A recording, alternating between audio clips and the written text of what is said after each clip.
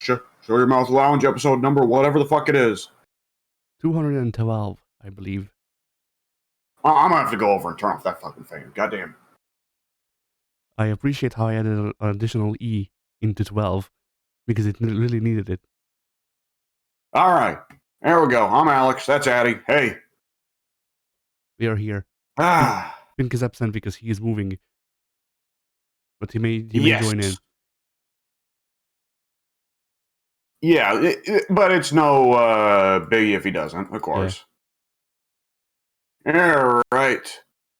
So, Addy, you got anything coming out on your channel this week? No. I started scripting another video. And then, like, halfway through the script, I'm like, this script sucks. So I trashed it. It's great. But yeah, that's pretty much where I am with videos. Like, I thought I had this idea of trying to schedule recording sessions on the Discord. So basically, I would just freaking just pretty much start streaming in the general voice chat, and if people join the voice call, then they're in the videos. Pretty much. But like with some of the games, because like it would be a way for me to have playthroughs of games that I would, for one, would like to review, and also don't think this channel will probably want to do playthroughs of.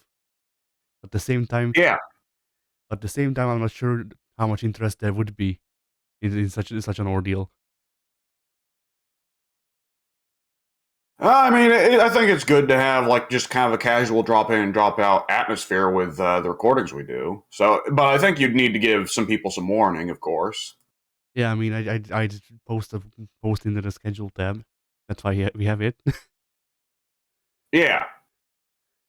But like, I wouldn't mind establishing an actual recording schedule of, hey, like, I don't know, every Wednesday and Friday I stream for 2 hours at 12 p.m. Eastern, and then just do whatever the fuck.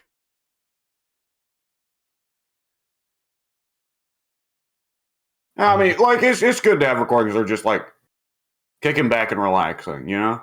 Yeah. All right. Let's see. All of the video stuff on my end. Okay. On my end, we'll see, I guess. I'll just figure something out, maybe. I don't know. School starts this week, which, by the way, I'm going to be less available for the next 6 months. You know how it goes. Which is great, because Pink will also be unavailable for the next month. So we'll have a content drought for a bit. I won't say like hardcore unavailable, but it's just less available. I did sign up for 6 classes, but I don't know how brutal any of them are going to be. It could be that I got 6 brutal classes, in which case I probably will fucking fake my own death and run away to be a hobo. Yeah. All right. So, what is coming out on the channel, Addy? On the group channel, we have on Monday, Guilty Gear Xrd F2, the final episode of that session that we did. All right. Then, on Tuesday, we have Dead by Daylight Part 7. This series will never end. And these are only the videos that I edited because I recorded them, because none of y'all sent me footage. I mean, I'm taking a break from Dead by Daylight for a little bit. I'm a little. I won't say sick of it, but I want to take a little break. The negative aspects are starting to get to me a little much. Yeah, it's like ganking in For Honor. Yeah, it's a little bit of that. Well, it's what was I going to say? It's I mean, I don't intend on ever like hardcore sticking away from it. Like, it's more likely I'll just drift away from it one day. But like for now, it's just I've had my fill of loading in, getting fucking annihilated immediately, and then sitting in spectator. Which, like, there's a lot of stuff I can deal with in that game, but that's always the thing, is like when it's a permadeath game where you have to then sit for 10 minutes while the others go around and do stuff, that gets a bit tiresome eventually. And some of the balance problems, like Wraith with his add-ons, which is exactly what drove me away that time. Yeah. I'm just the game's got Speaking some of problems, you know. speaking of that time, I'm assuming that freaking Mike is not playing Guilty Gear with us anymore, or at least me. Uh, well, I don't think you can blame yourself for that at all. Mike clearly was not putting his best foot forward. When someone comes in with "Don't teach me anything, I won't learn," that is a thing of like Mike didn't want to like the game. Yeah. When did we play Guilty Gear with him? You didn't. Yeah. Me and Pink did. Me and Addie did. Yeah, I got sick of. We were playing. Me and Mike were playing Dead by Daylight. Addie was sitting in the voice call. We got an add-on Wraith. I would just immediately gave up and just went, fuck it. Said I didn't want to play Dead by Daylight, so we switched to Guilty Gear. We played for a little bit, but Mike said, don't teach me anything. I don't want to learn, yada, yada, yada. And every time he beat me, he insisted, well, no, I'm not good at this game. It's just, Alex, you suck, basically. Pretty much. Which I mean, like, he was discrediting. I think he was just in a. Yeah. I think more than anything else, I think he was probably just in a bad mood because I didn't want to play Dead by Daylight. Yeah, he was pretty salty, and he was discrediting himself because there were multiple moments where even like against me, he just started doing like very good defense, and I even complimented him, and he was like, "No, Eddie, no." Yeah, he was just having a bad time and trying to have a bad time. Which I mean, we all get salty from time to time, Yeah, but, I mean that was the one time when I blew up on Mike most recently, where like I don't know what the fuck happened that day, but I was just salty that whole day apparently. Because like what y'all didn't get to see is that before then, Pink and I recorded Smite, and I was Smite. Yes, I was Smite. Though I was salty during that too, and I don't know why.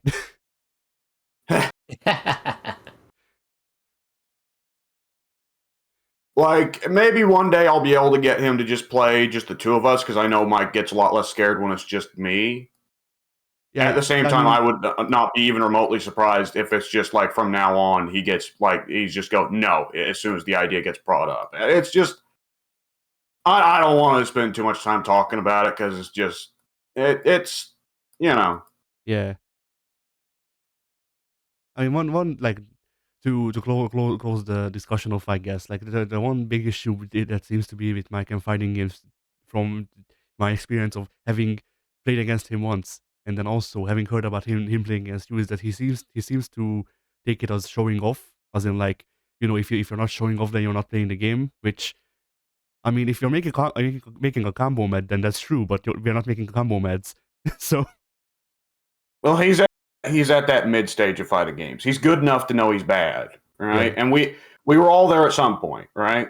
I mean, I'm still at that point. I just, don't care. Like, if I cared, I'd improve. But what was I going to say? Well, I guarantee you, Mike will say the same thing if you bring that up around him. Anyways, like Mike did have a good time with Street Fighter 4. I really think more than anything else, it wasn't just his attitude with fighting games or his attitude towards Guilty Gear. It was really just that he was mad that I didn't want to play Dead by Daylight anymore. Maybe. I mean, you know how people are. Whenever you have that situation of like, I don't want to do this anymore. Can we just go do something else? And you really love what you're doing, which Mike adores Dead by Daylight. You kind of go in with the attitude of not consciously. I don't think Mike consciously was trying to make any of us upset. I think Mike consciously was like, let's try this out. I don't think I'll like it, but let's try it. Subconsciously, though, I think Mike probably did go in with an attitude of, subconsciously he's going in thinking, wow, I'd rather be doing what I want to do rather than what they want to do, but okay, compromise. Yep. Happens to the best of us. Yeah. And I mean, I think that if, like I said, I think it's better for me to, maybe someday I might be able to get Mike in for just a one-on-one session where it's just more practicing. Because I think especially when there being an audience, regardless of who it is, regardless if it's Addy or someone else, Mike would feel more pressure. Because with Street Fighter 4, Mike had a really, really good time with Street Fighter 4. Because for one thing, it was just me and him, and for another thing, Street Fighter 4 has an online practice mode, which Guilty Gear doesn't. Oh man, I do want to say, man, I wish I had been recording when I did that session with Mike. I didn't because I didn't want to put any pressure on Mike because Mike reacts badly to pressure, and he'll be the first to tell you that. But like his reaction to Hakan and the fucking Hakan Ultra, where he lays down, you know the one I'm talking about, Addy, Yeah. and shoots you out of his ass. And specifically, Mike had just by chance, Mike was playing Guy. And Guy, like the combination of the absurdity of the super and Guy's face, because everyone else, when they're taking an Ultra, their eyes bug out and they go, oh! But when Guy takes an Ultra in Street Fighter 4, he has the most stone-faced look of, I hate this, possible. So just the image of Hakan shooting Guy out of his ass while Guy just has the stone-faced look absolutely killed Mike, and he laughed just about the hardest I've ever heard him laugh. Nice. Yeah, you might want to look into. You might want to look into showing my Street Fighter 5 just because all three of us own it. So. Yes, but in order to do that, we'd have to get him at first. Yeah. I mean, it does go on sale for not that exorbitant amounts anymore. Now that the game's technically dead. I mean, technically dead, but it's probably still the most played 2D fighter, competing with Strive. Yeah. And whatever NetherRealm game came out most recently. Mortal Kombat 11, right? Yeah. That's the one. Mortal Injustice. In combat. In combat, that's the greatest name. In combat, Mortals Among Us. And Pink, what has been coming out? What is coming out? I don't know. Your channel, do it. My channel. I think Valheim is public. I think that was done yesterday, but if it's not, it goes out this week. Yes. Good deal. Dead by Daylight with Mike is going to be coming out all week long, and I've got more episodes of Civilization 6 coming out, and aside from that, there is nothing. All right. So Pink, to finish up on what's coming out on the group channel, because I don't think we finished after Dead by Daylight. Oh, all right. Yeah. So then, on Wednesday, we also have Fighting Games R episode 34. And on Friday... All right. On Friday, we have Smite. Kind of. Part 11. Oh boy. Is this part 11? Wasn't that already part 12 of Smite? Did I mess up the numbers? The numbers, Mason, what do they mean? It's like, on one hand, I feel like for how many times we play Smite and for how long we play Smite, we should be up in the hundreds at this point, but then it all gets condensed down into, a 10-hour session will maybe give us 5 minutes of content, so... Yeah, I was about to say... Maybe it makes more sense that we're on just 11 now. Yes, I was about to say, like, we play Smite a lot and for long times. At the same time, like, 4 sessions of 2 hours usually gives us one 15-minute video, if even that. So... Mm-hmm. Smite's a fun time. We just can't get a lot of it out of it. Yeah. It's usually just us doing our thing. Smite's a fun, dying or killing. Smite's a fun time, and then Hercules. Yeah. Hercules can be pretty rough. But yeah, so Pink, what have you done this week? What have I done this week? I don't know. Tab over Steam, so I know what I did this week. Obviously, I played Dead by Daylight, because duh. How else am I going to get content for that? I went back for the first time in a couple months to Hades, because I was talking about that the previous week. And I got the itch to play through that again, and I had a lot of fun with it. It's had some updates since I last played. Maybe, I think. Because when last I played, I don't think they had these little infernal troves in the game. And what those are once you've completed a chamber, there's a little trove there that you can activate that'll spawn in more enemies. And if you beat them really quick, you get a nice bountiful reward. And I don't think I ever experienced that until a couple days ago. Those are always there. Those are always Are you there. serious? Uh-huh. I have no recollection of them whatsoever. Yep. They can give you health, money, or night crystals, right? Yes. Yeah, those have always been there. They can give gems too. And I always remember I always get the fucking heart troves whenever I'm fucking at maxed health, right? Right, yeah. Man. Which sometimes it's still worth it though, depending on what boons you've got. Because some boons just make you better the more you kick ass. So it's like, oh fuck it, I'll take a free encounter that heals me at the end. Thanks. Yeah, why not? Dig it. I need to get back to Hades. That Hades is so fucking good. It is. I love it. That's a fantastic game. Game of the year 2019, right? 2020. Yeah. No, Yeah, it can't have 2020. Was it out in 2019? I thought it was early access in 2019. I'll have to check. I am looking right now. The initial release date, the early access release date was, in December 2018. I've got my ears mixed up. The full release on PC was, September 17th, 2020. Yeah. Okay. Okay. So, yeah, probably. It was actually an early release a lot longer than I anticipated, but it did come out in 2020. That's a bit of a shock. I could have sworn for certain that it came out in 2019. I thought it do because I feel like it was a pre-COVID title. Like, I could have swore for sure. Huh. I'm going to check when it released on Steam, because, like, I know early access was through Epic Game Store. I remember that. But let's see. Yeah, Steam also says it came out on September 17th, 2020. Yeah, weird. Yeah, it's not got a... Yeah, it's, let's see. The only real competition for 2020... Let's see, 2020 was also Ghost of Tsushima, Last of Us 2, Spider-Man Miles Morales, Final Fantasy VII Remake, Doom Eternal, Demon Souls Remake, Assassin's Creed Valhalla, blah, Neo 2, Resident Evil 3, Crusader Kings 3, Streets of Rage 4, Square Enix's Avengers, I remember that. Watch Dogs Legion. Yeah, I'd say that from 2020, the only game that could really keep up with Hades anywhere near it is Ghost. Other than that, Hades was pretty well the clear winner for Game of the Year 2020. 2020 sucked outside of Hades. Let's be honest now. I disagree. I won't say suck. I will, because I didn't play any of those games. I disagree, but only because I have a bias against isometric view. And even if I played Hades and liked the gameplay, I would fucking hate Hades just because it's isometric. I've come to learn that I actually preferred games with isometric views. I only just now discovered this very, very recently as I was going back playing Strongholds and Hades and what have you.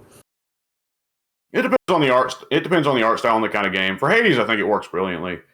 Like Absolutely. Hades, like, I'm not saying Ghost of Tsushima is. I'm saying Ghost of Tsushima is a very close competitor for Hades, which is very impressive considering Hades is Hades. But Ghost is also fantastic. Like, it's really a contest between what I would say is a 9.5 out of 10 game versus a 10 out of 10. You know? I think Ghost would have been a lot better had it had an isometric viewpoint. Oh God. Okay, so you're just trying to make Addy mad, I see. Why do I ever play Peacemaker with it when all my friends are assholes? Oh man. When was that Ghost of Tsushima expansion pack supposed to come out, Addy? Which one? Well, weren't they supposed to add a new island?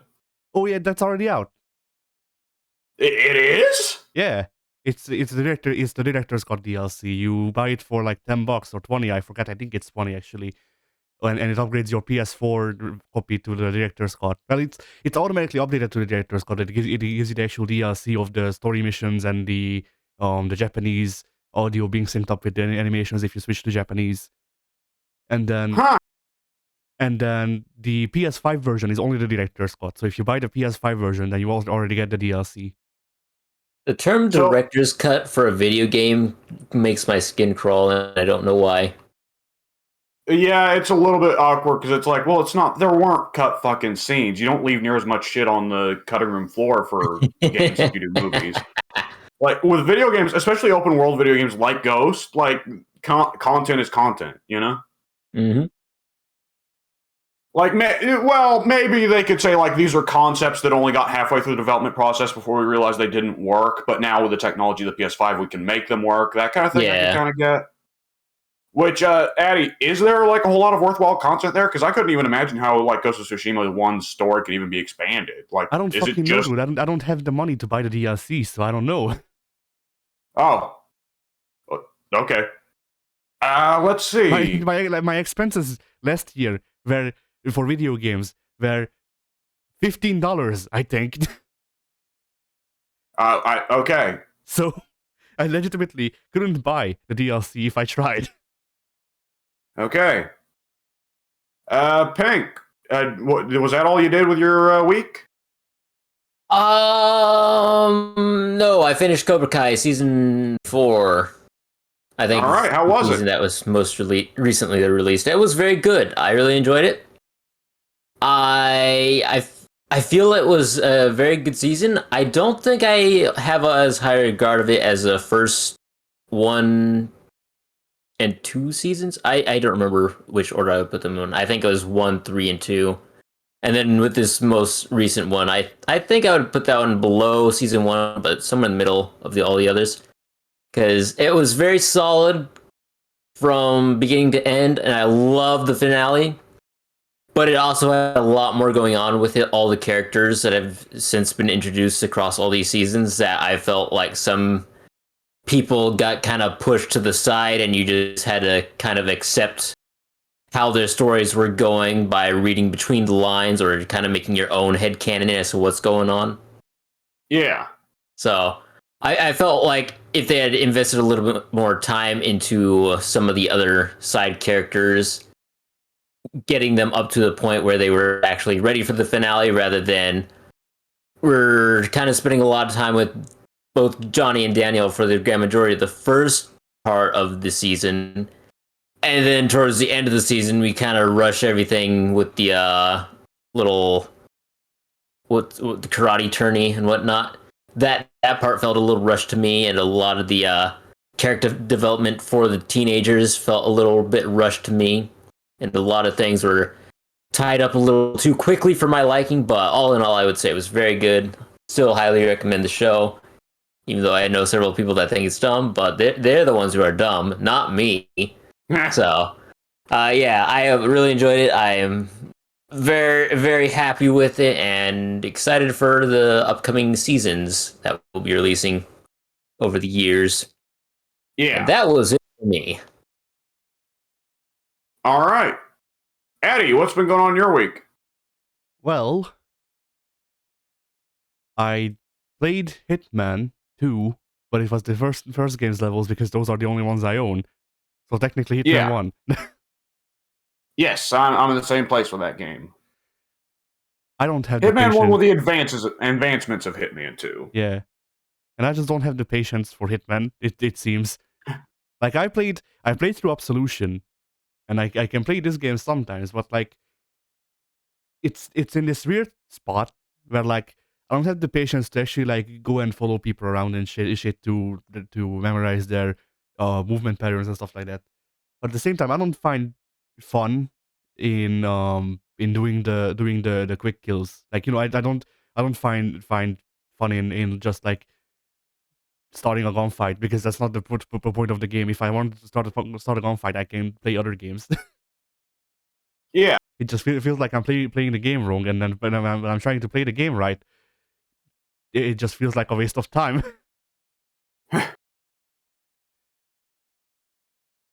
Yeah, if you don't have the patience for it, you don't have the patience for it. Fair enough. Yep. I mean, not every game has to be for everyone, and I mean, no game is for everyone. Yeah. Except Hades. Hades is for everyone. You motherfucker. You're gonna fucking learn to love that isometric perspective, you motherfucker.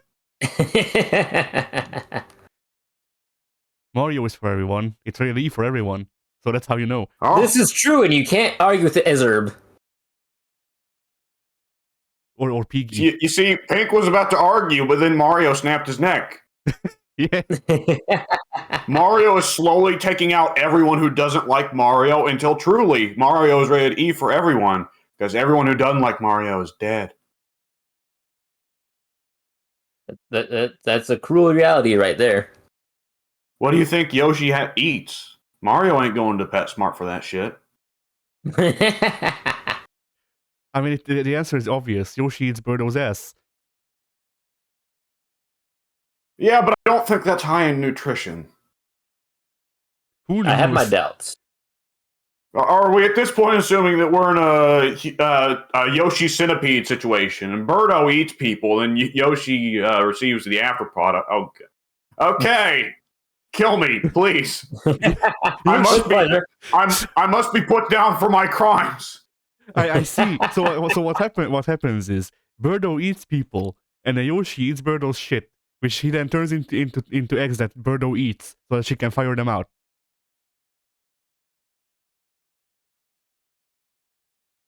This has gone places. Yes. I don't know what kind of places, but places nonetheless. He just left.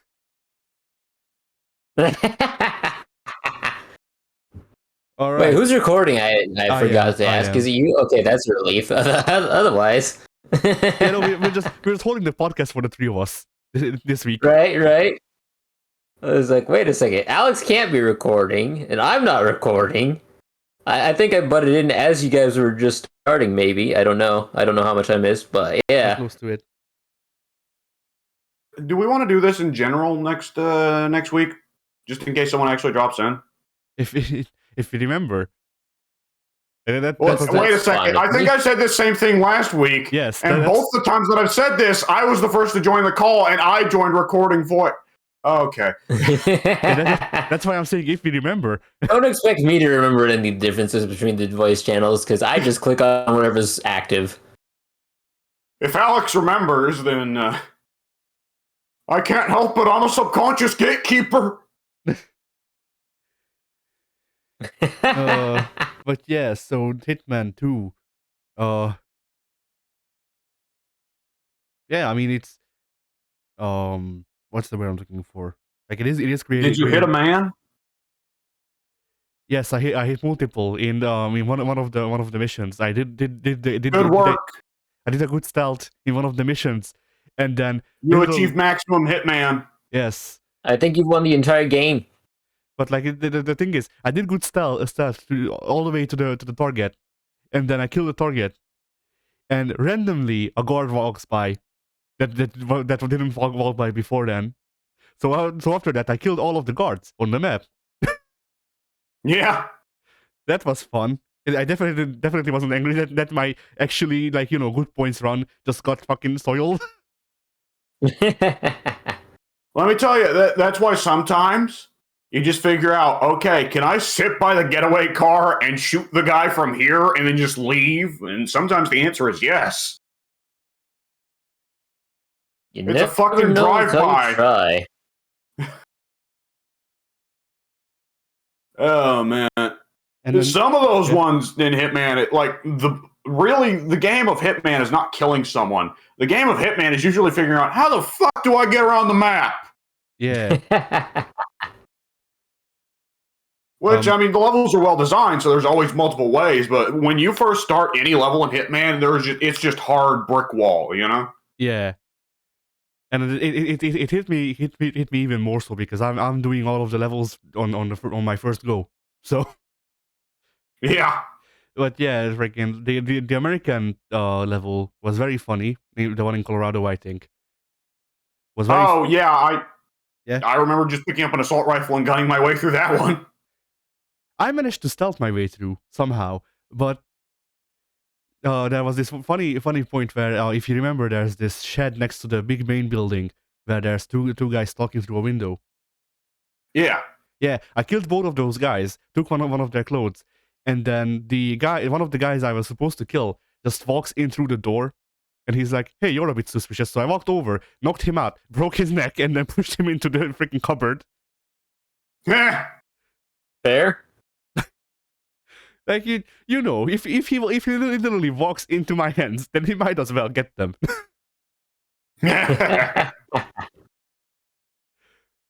And the melee animations are so often so funny in Hitman, where you just cold cut a guy and he drops like a sack of potatoes, you know? Yeah.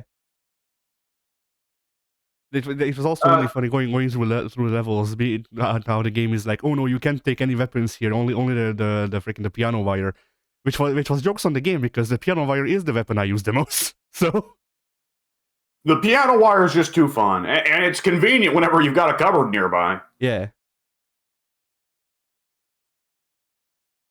Hitman is what I'll say. Hitman, I think, is mostly my kind of game where it's like, oh, play through the level 30 times and complete it in every different way. Like, oh, that's great.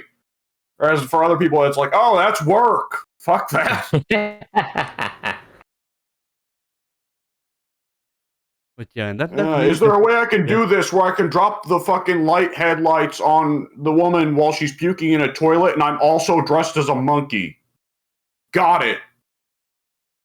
And I'm just running fucking calculus in my brain, the Zach Galifianakis math gif. Yeah. Like how everything has to go perfectly to plan. I think that maybe all of the video games I did this week, because like I tried to download things and then I would boot them up and then I go, I'm not interested anymore, and then I delete them. It's the problem of having played through all of my PlayStation 4 library in the past year, is that I literally played all of these relatively recently. So and the best part is I can't afford to buy more games. Hey. But yeah, so there's something that I actually wanted to talk about like 2 weeks ago, but I forgot. So I'm bringing it up now. Let me see if I can find the thing. Maybe. So like, y'all post pictures of yourselves because you don't hate yourselves. But hey, and this one has a funny story to me, because I don't know how y'all celebrate New Year's Eve, but over here, at least around my neck of the woods, people sometimes dress up and stuff like that. And this year we did karaoke, so I was singing fucking Bakamita looking like this. Oh, I'm not in text. Very nice. Hank Very lost nice. as always. Yeah. I look up and I'm like, this doesn't look like Addy. It's a Pop-Tart. Or a lousy excuse for a I sung Pop-Tart. karaoke dressed as a Pop-Tart. Yeah. All right. So yeah, I just thought Does that mask have an opening in the? Does that mask have an opening in the middle? Yeah, it's a mempo. It's an actual mempo. It's undersized for me because okay. For a second, I thought that was supposed to be like a COVID mask. I was like, man, that's the shittest COVID mask I've ever seen. No, it's Not very don't worry, guys. This will protect me. Breathing directly through the fucking mouth. Yeah. Freaking over here, I don't know how it is over there, but over here, Plague Doctor masks are outlawed for now. Yeah, I remember you telling me that. Like, okay, are you talking like the regular surgical masks, or are you talking like honest to God Plague Doctor masks? Honest to God, Plague Doctor masks have been outlawed because of COVID. Because people are walking around town in Plague Doctor masks, including me. That so I don't understand how people can just live in Europe where they do things like that. I mean the outlawing, not people wearing plague masks. That plague doctor part is funny, but it's the fact that the government's like, oh, we gotta put a stop to this. Get a fucking law sign. Like, really?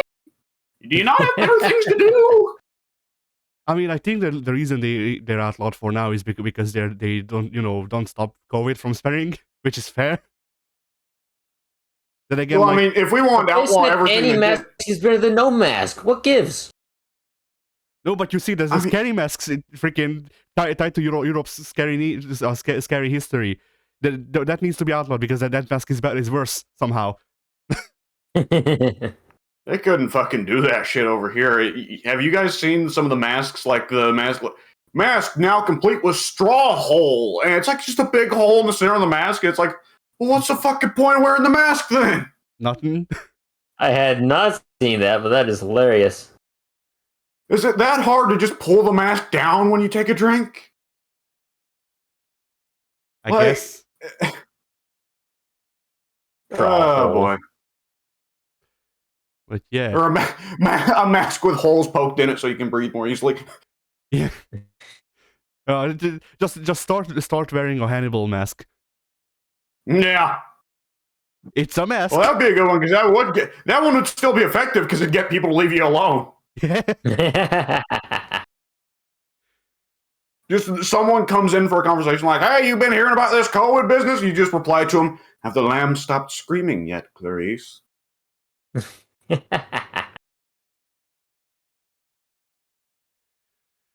fly, little birdie, fly, fly, fly. So yeah, I now possess both a Plague Doctor mask and a Wolf School Mempo because why not? Pretty much. Yeah. Why not? Then, other stuff I did is mostly drawing. For one, I finished. I gotta take a piss. I gotta step out to take a piss. All right. I'm trying to hold out, but I'm gonna piss myself, and I don't want to do it on recording. Oh shit! What? I pressed the button on my earbuds. I don't know what's happening. Fuck this. I'm out later. Nice. Good luck. Yeah, he doesn't want to do it on recording yet. We need to get into OnlyFans first. But yeah, so I finished the Eno I drew last time. Nice.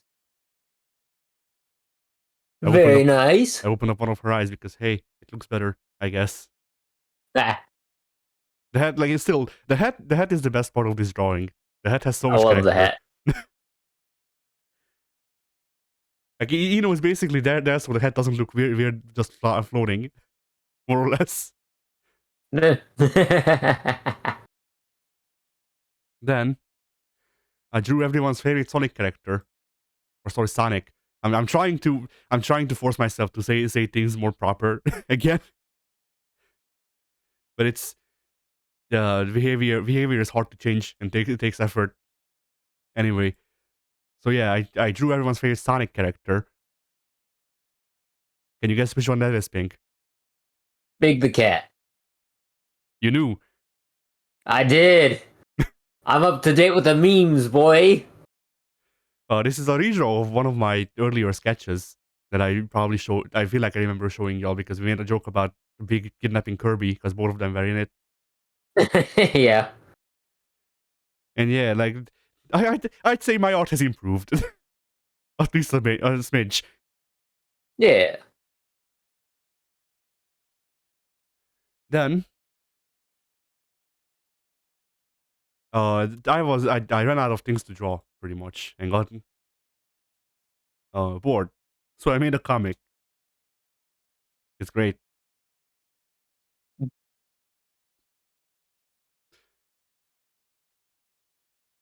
I'm not sure if you can even read the writing. I can. All right.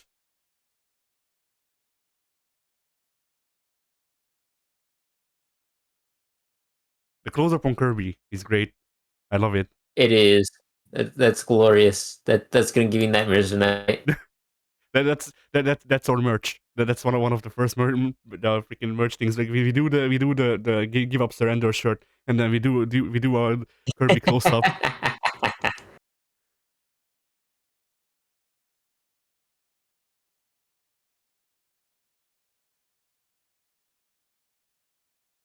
Oh, and then yeah, there's also a difference which I'm not sure is if it's actually noticeable or not, but as I said last time, I started doing a thing where I do my sketches completely freehand and then do the actual line work that's gonna be used in the final drawing with stroke smoothing, so it's not as wavy and stuff when I don't want it to be. Now, the difference between this comic and the Big is that the comic was drawn like that, but Big wasn't. Big is completely Big. I completely drew freehand. Even in the final line work, and it's not that bad. Nope. So it turns out that I need the smooth stroke for a bit so that my hands can adapt to freaking to how to doing those sorts of lines, and then I can actually do them proper, which is weird. Nah. Then there was at least one more thing that I drew, but I'm trying to see if I'm forgetting anything, which I'm not sure. So hey, this one I will send both versions because I saved the sketch layer and the final drawing separately because I wanted to have tangible proof of the difference between what my sketches look like and what my final drawings look like, and I'm hoping that in posting them you may be able to give me pointers, pretty much, Nice. on what to improve. So I tried to make myself a new avatar, but once I was done with it, I was like, well, it's been a while since I've drawn all three of us. So I took the initiative and just did that pretty much. And here's the wow, nice voice crack. Here's the sketch layer for that. Nice. Nice. I like the Pablo. Yeah. And then I could actually change the alignment, I guess, in the final one because that's solid colors and not just line work, so it wouldn't look unreadable. Yeah. And here's the final one. Ah, I like it. Thanks. So yes, something's changed between the thing. Can you notice it? No. Not in the sketch one, but if you could notice it in the final one. So I actually had to go back and fix this final drawing because W had 6 fingers on one of his hands. That was cool when that happened. I believe it. But yeah, I think both of these turned out pretty nice. And like this is Yeah, I like them. like and then like on one hand, this took me a day, like the sketch alone. But Yeah, fair, fair. at the same time, the big only took me.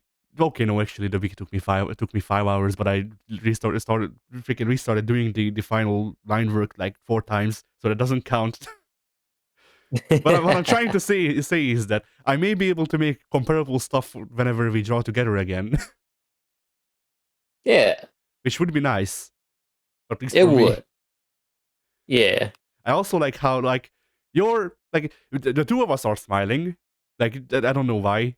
I mean, I know why I am because it's easier for me to draw open snooted mouths, and then you're smiling because you're just happy.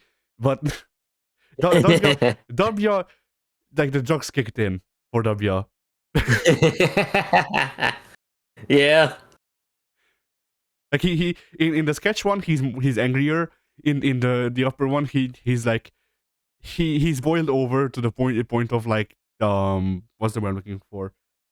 Like he's a tranquil kind of angry. Yeah.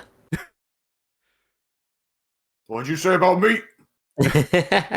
I'm talking about the pictures I posted. Yeah, you did. You drew a lot. That's for certain. Yeah. I mean, there's only so many things I can do especially with my freaking bum leg. Like I apparently you can actually see how much it's swelled if I stand up better, and I actually checked it, and it's about 3 times the size of my other knee, which is nice. Well, That sounds unpleasant. Yeah. The Grinch was different this Christmas. Yeah, the Grinch came to my house and fucking kneecapped me on your payroll.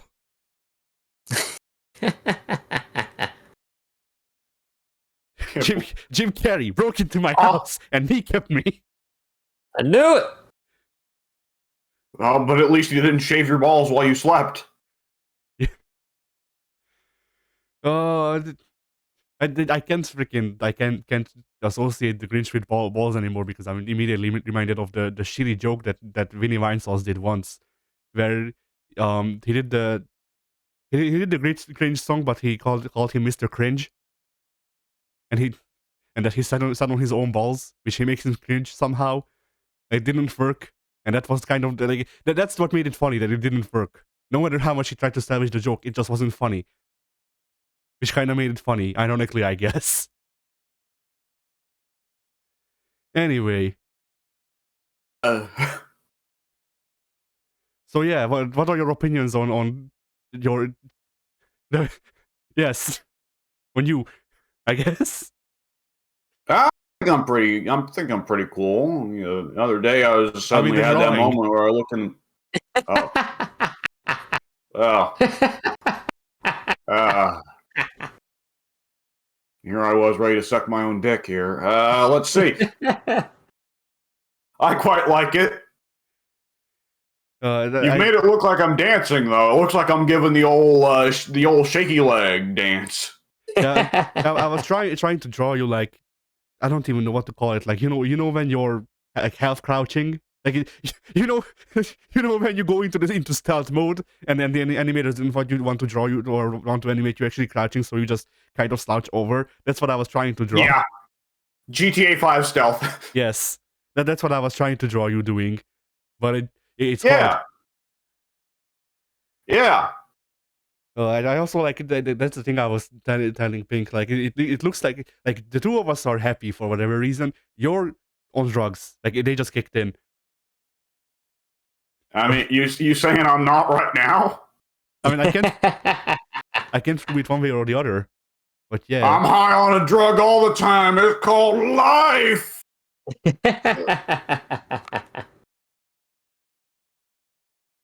One day they're gonna announce. One day they're gonna announce the death of cocaine because it was high on me. yeah, nice. But yeah, for this drawing, I also posted the sketch layer because I thought it would be nice to cross reference or on what. Oh my god, the little Pablo! I just noticed the little Pablo. Oh, nice.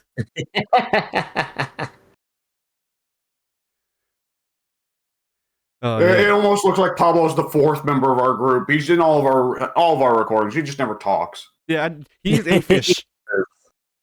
Pablo, the hidden seventh FOS member. Yeah. We haven't got Goku on for anything in a long time. You need to harass him. I mean, he hasn't told me that he's free recently, so I'm just like I figured he's probably busy. But still, just like ask, like, hey, you gonna be free anytime soon? Even if he says no, it just lets him know you care. Yeah. Yeah, true. All right. I gotta say that does make us look like a wrestling stable, like especially like your character especially has the I'm about to go wrestle pose. Yeah. I mean, like I feel like if we ever make the freaking Mugen characters of ourselves, I feel like these are the selector screen freaking poses. Probably. Like, okay. Yeah. So I think I've mentioned before, if we ever do a FOS wrestling game or an FOS wrestling anything really, if like Clown were to try and start an EFED ever again, we'd be Podcast World Order. But here's the question: for our theme, do we go with the fake NWO theme that Data E uses, or do we do Voodoo Child?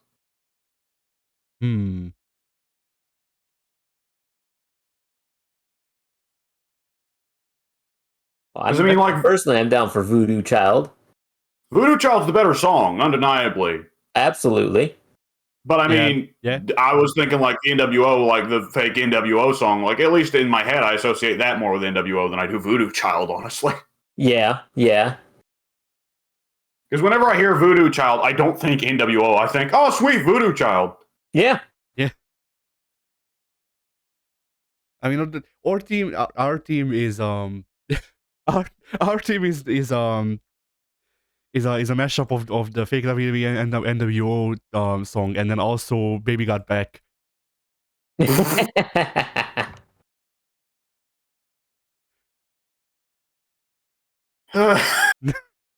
The worst part is if I gave enough. At what point are you just like concocting a Neil Cesariega like theme for us? Like, I mean, then I was about to say like if I cared enough, I could actually at least try to make that happen. It would be hard because I have no experience with mashups, but hey. We can learn. I made Search Tanky and say KK once. Does that count as mashup knowledge? Anyway, so yeah. So yeah, for background on this on the group drawing. So I wanted to make myself a new avatar. But once I made it, I was like, well, it's been a while since I drew all three of us. So that's how that happened. And here's the avatar, which I'm posting for later use, so I can actually post it on the forums and shit, or like use it on the forums. Were you trying to make yourself look like a cowboy? No, my outfit is just very gay cowboy. Like it just has that has that gay cowboy energy emanating off of it.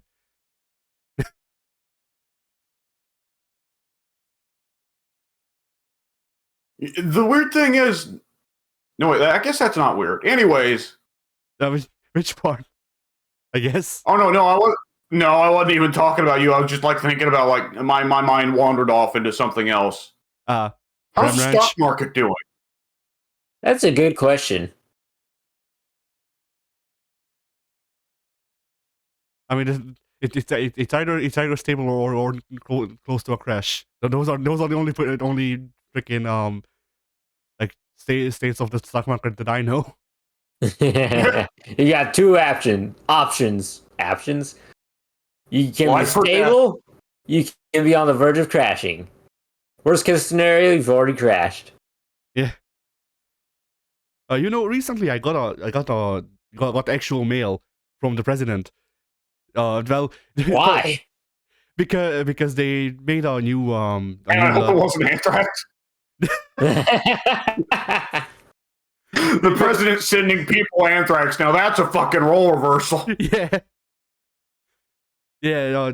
The government sent out mail in the name of the president to people who are under 25 because we don't need to pay tax anymore, which is cool, except for the part where I won't be able to work until I'm 25 because of COVID. But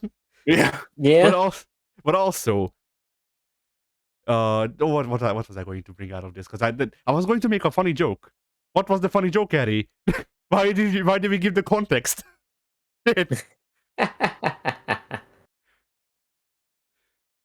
I don't know anymore.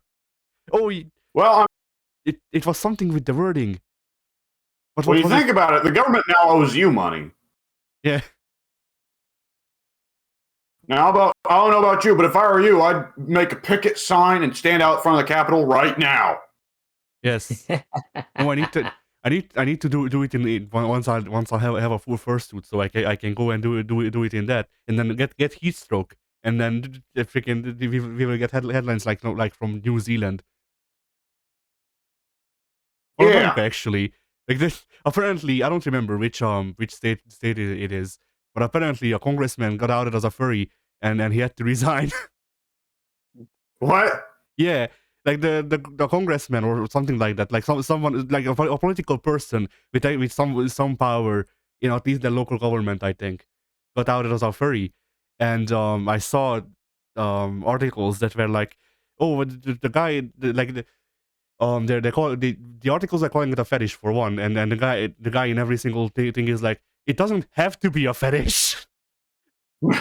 Like, now, if the guy had only been caught sleeping with a Thai child prostitute, he'd probably still be a congressman. But now he's outed as a furry. Well, yeah, you can't have that. Game over, man. Yeah. No, you see, being a furry hurts people more because what joke do I We're not sure why, but we know it's the truth. Well, I can come up with a legit explanation for why people are more offended by one than the other, but I don't think this is a legit politics podcast. I mean, the only actual reason I can see for why people are offended more by one than the other is that being like, you can see furries more, like it's more apparent, really. That's about it. But then yeah. Well, I would say it's also why some people get more offended by one than the other, and there are some people who are just bizarrely nice about pedophilia, is that for whatever reason, I don't know if it's a Western culture thing or an American culture thing or just an everywhere thing, but it's seen as a thing amongst men that, you know, the younger the woman you sleep with, the more accomplished you are, the more wealthy you are, the more charismatic you are, that you got her into bed or whatever. So I think that there are some people who take that mentality really far, rock stars and music producers mostly, and politicians, who think then, oh, if you raped a child, then that must mean you're the fucking Lord Pimp Lord or whatever, right? You get what I'm saying? You know what? You get what I'm getting Yeah. at? I mean, Where it's like I can see where like what like you're I getting can at. like it's a game to them. It's a game to them that proves like how great they are and how much they deserve to be great or whatever because they slept with someone who's like 30 years their younger or worse. You yeah know? Yeah. like on one hand, like it's a thing of like the way your what's the word I'm looking for? The way you're explaining the logic, it makes sense, I guess. But at the same time, like I still have a hard time understanding the why. But then I get like it's one of those things. Once again, one of those things where it's just like, you know, there's some thing, some innately human things that I just don't understand because I'm fucking asexual. Well, I'll tell you right now that neither Pink nor I understand it entirely ourselves. Or at least I hope Pink doesn't understand it. I'm an It's- innocent young man. Yeah. Well, I think Pink and the kinds of women that Pink and I prefer are anyways, like there's several levels of lack of understanding for it regardless. Pink's sitting over there thinking like, why are these politicians not using their money and power to sleep with 7 feet tall women? Right. why aren't these why aren't these politicians using their money and power to sleep with giantess? Yeah. They're putting their research into making 70-foot tall women for them to sleep with right now. It's not even to make weapons of mass destruction or anything. It's just for sex. I don't know why, but I feel like this makes it sound like Pink is into unbursing. The what? Okay. So Pink, there's this fetish. I heard that clearly, but I don't think Pink heard it clearly. So Pink, there's this fetish called unbursing, where people fantasize about crawling up women's vaginas. I think, at least that's the way it was explained to me. And after hearing that explanation, I was like, okay, I don't wish to hear any more. You then promptly beat the man explaining this to death with a hammer. This must end now. But yeah, Cease. I imagine that fetish and a giant fetish would be relatively common just because like giant women would make it easier to do, I guess. Yeah, the logic is sound there. I was thinking of a much larger sounding woman. Pink. I was thinking of a much larger woman. Look, I'm just saying, like, if she's so big, then it's like throwing a hot dog down a hallway, right? You know what I mean? There comes a point where it's just entirely unrealistic. Yeah. Dare I suggest? Absolutely. With that said, it does remind me a little bit of the final season of Game of Thrones, where Tyrion figures out that Jaime slept with Brienne, and Jaime says, Jaime tells him, "Don't mock me for this," and Tyrion says, "I'm not going to mock you. I'm just happy that I'm not the only one in the family who has to climb for it anymore." And then Jaime just, goes back to Cersei because writing is hard. Yeah. No, wait. No, everyone knew not to do that. No, Never mind, writing's not hard. No, Alex. No, the writing is not hard. The writers are. Oh, God. Oh, okay. So anyway, which is why they stuck in the nude scene for Arya of all characters. Oh God, probably. That was. So anyway, here's a funny thing to change the subject. If you want to reach those kids on the street, then you got to do a rap to a hip hop beat. I gave my serpent an urban kick. My rhymes are fly, my beats are sick. My crew is big and it keeps getting bigger. Bang, bang, bang. Pull my. Okay, I see. Yeah, I mean, do you know the original though? Because this is a much improved version because we can actually say it.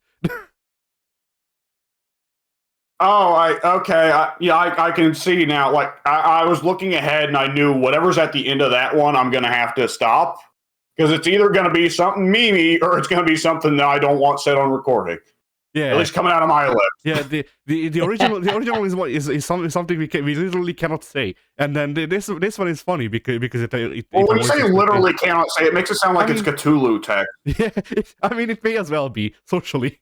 You know your hip hop beats are fly when they end with Cthulhu Flatagan Renia Rila. Yeah. I mean, I guess it's not that we literally can say it. We just don't want to. It's a better way to put it.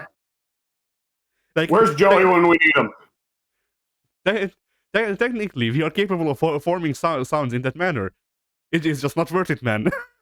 Yeah. I ain't taking the dive.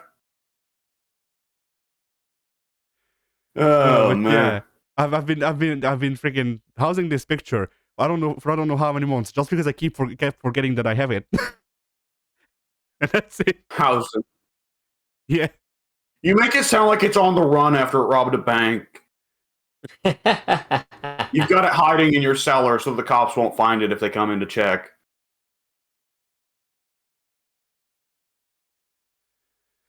So You aren't yeah. harboring any criminals, are you, Eddie? Does Mike count? Well, I don't think planned criminals count. No. Besides, when he does it, I ain't sheltering that motherfucker. You ain't Shelton. I like him, but I ain't liking him that much. I ain't going to jail for him. Pink, do you know the original of this freaking conversation? No. Okay. I do not.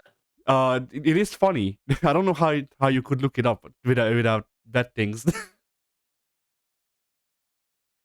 Probably gangster Christian rap or something like that. I'll see if I can. But yeah, it's basically I guess I'll explain the joke because I don't know how I could look the video up freaking real fast. But pretty much it's these these ancient white people, like genuinely probably Ric Flair's age white people. By which I mean I of course Jesus is my yes I know. Yeah, by Ric Flair's age I mean like around 3,000 to 5,000 years old. But Yeah. So they're preaching from the Bible because they were there when it was written. Yes, and so they're trying to they were trying to be more hip and down with the kids, which is in the lyrics, but yeah. So they wanted. There we go. I found it. Don't worry, I got it.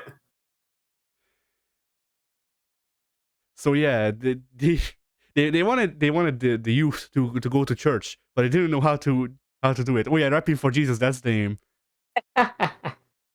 And watch that one, Pink. It's an experience. I believe it. You know what? I'm gonna go ahead and send that one to Mike because Mike would love it. Yeah, Mike loves Jesus Christ. Who put that yellow text there on the white background of the church? That's just terrible text all over the place. Stop it. It's already bad. And that's the only important one. I mean, Pink. I mean, Pink. You have to consider they are between 3,000 and 5,000 years old. There's only so much technology they can take.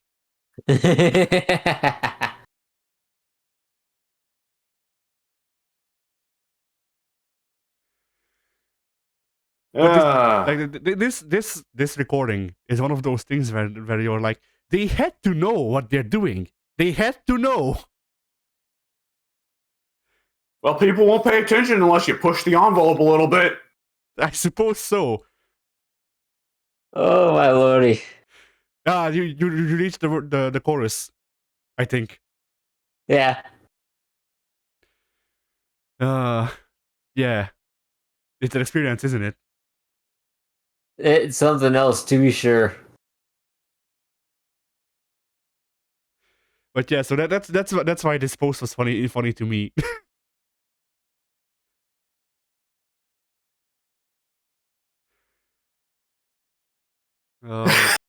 Yeah.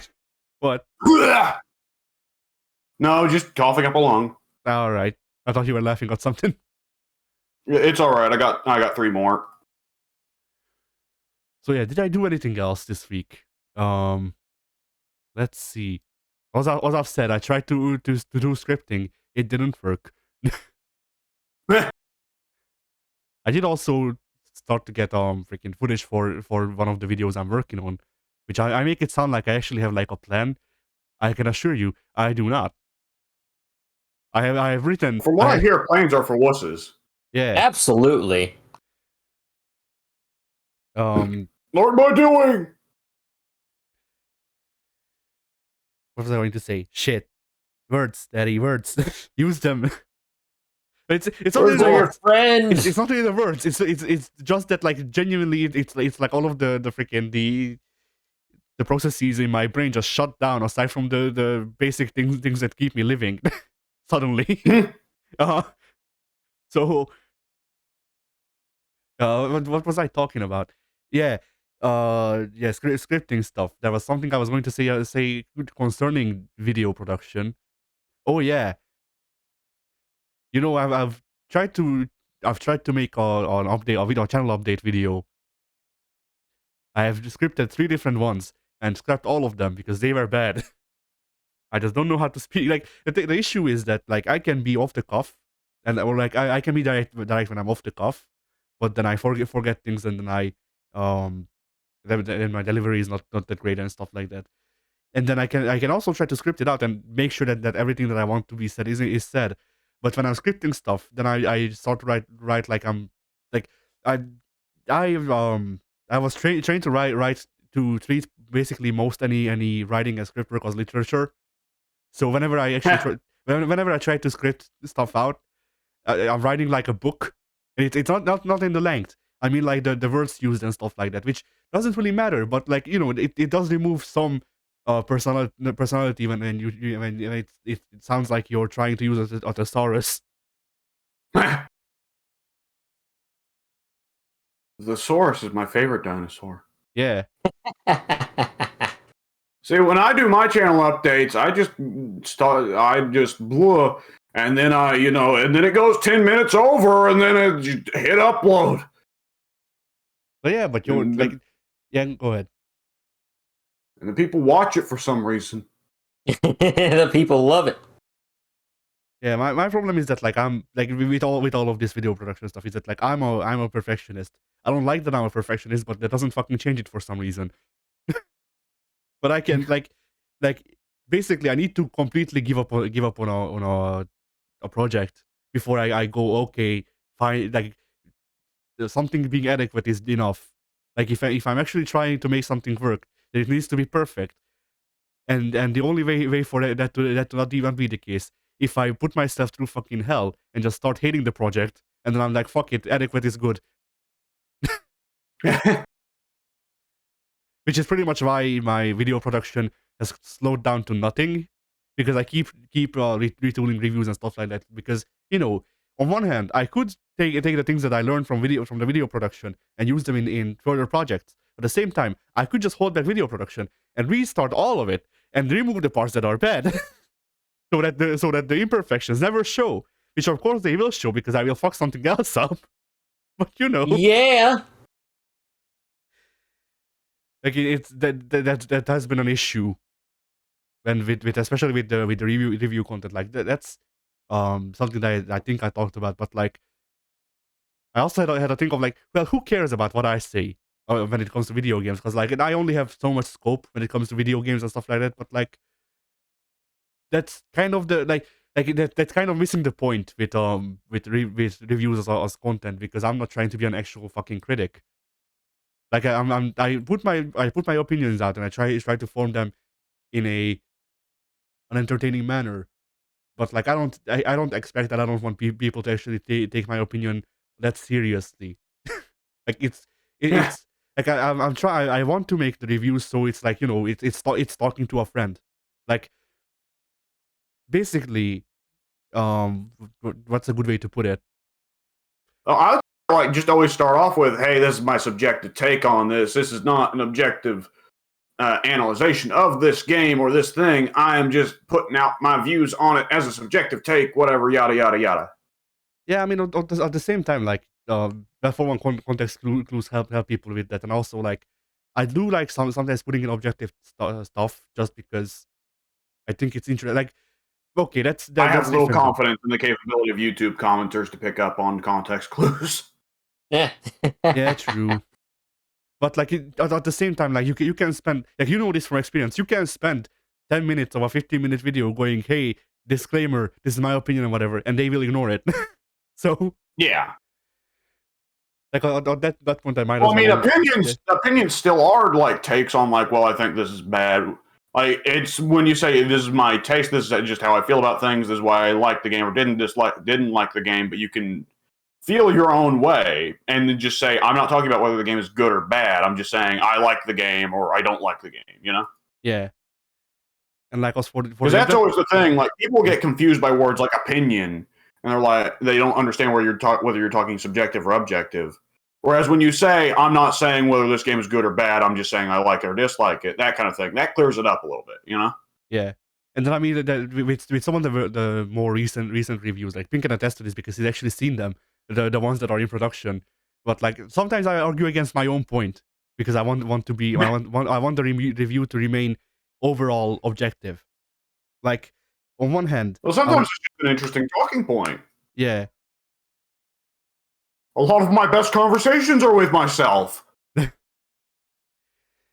but yeah, what's the objective stuff is that like I like putting in a brief history of whatever game I'm reviewing, wasn't just like, here's when it came out, here's the people who made it, here's what it came out for, and then that's pretty much it. Honestly, that's the objective stuff that you literally cannot argue is not objective. Because like unless I somehow freaking got widespread sources, then the game won't suddenly be made by someone else.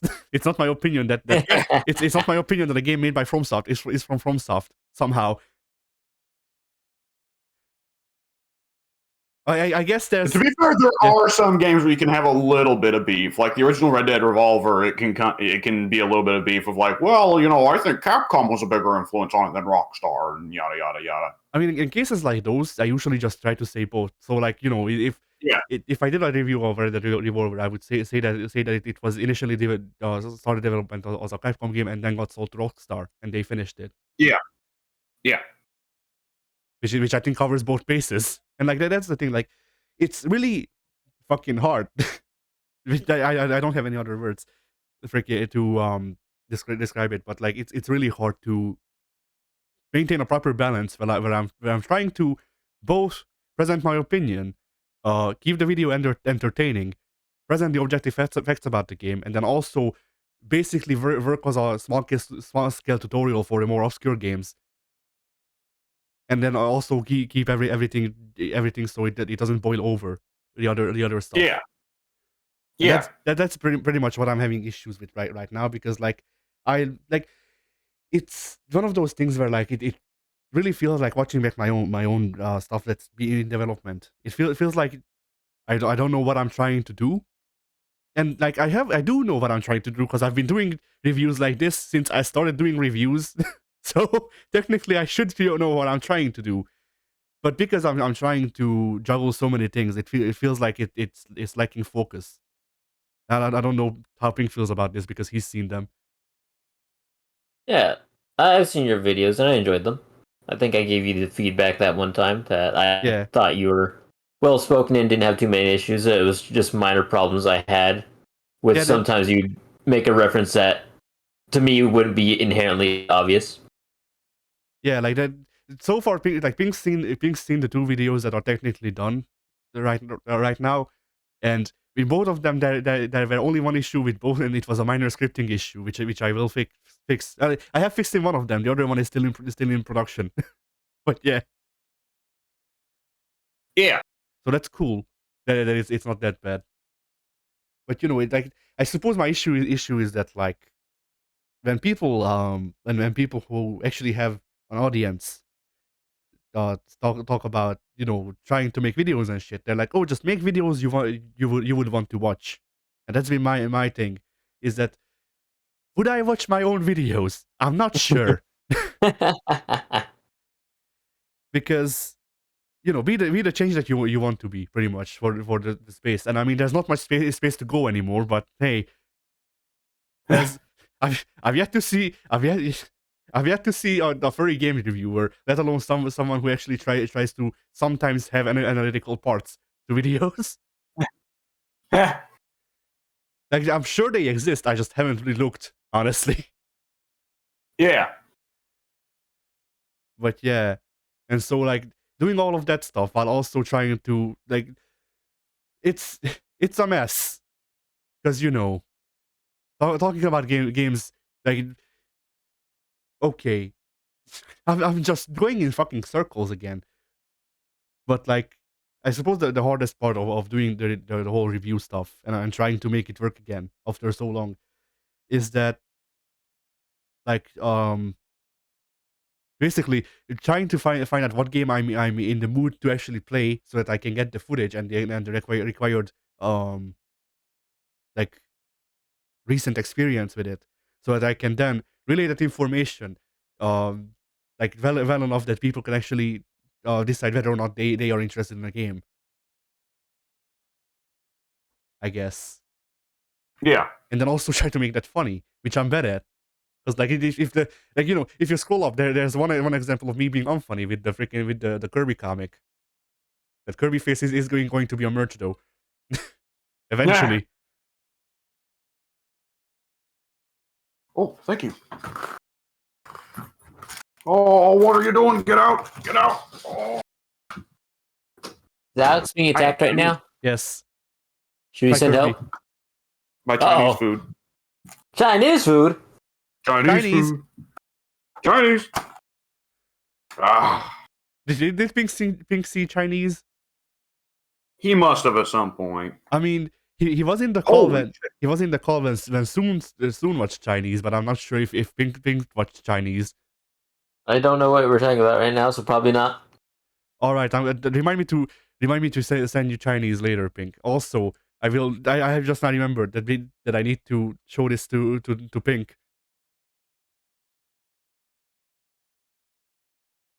Let's see.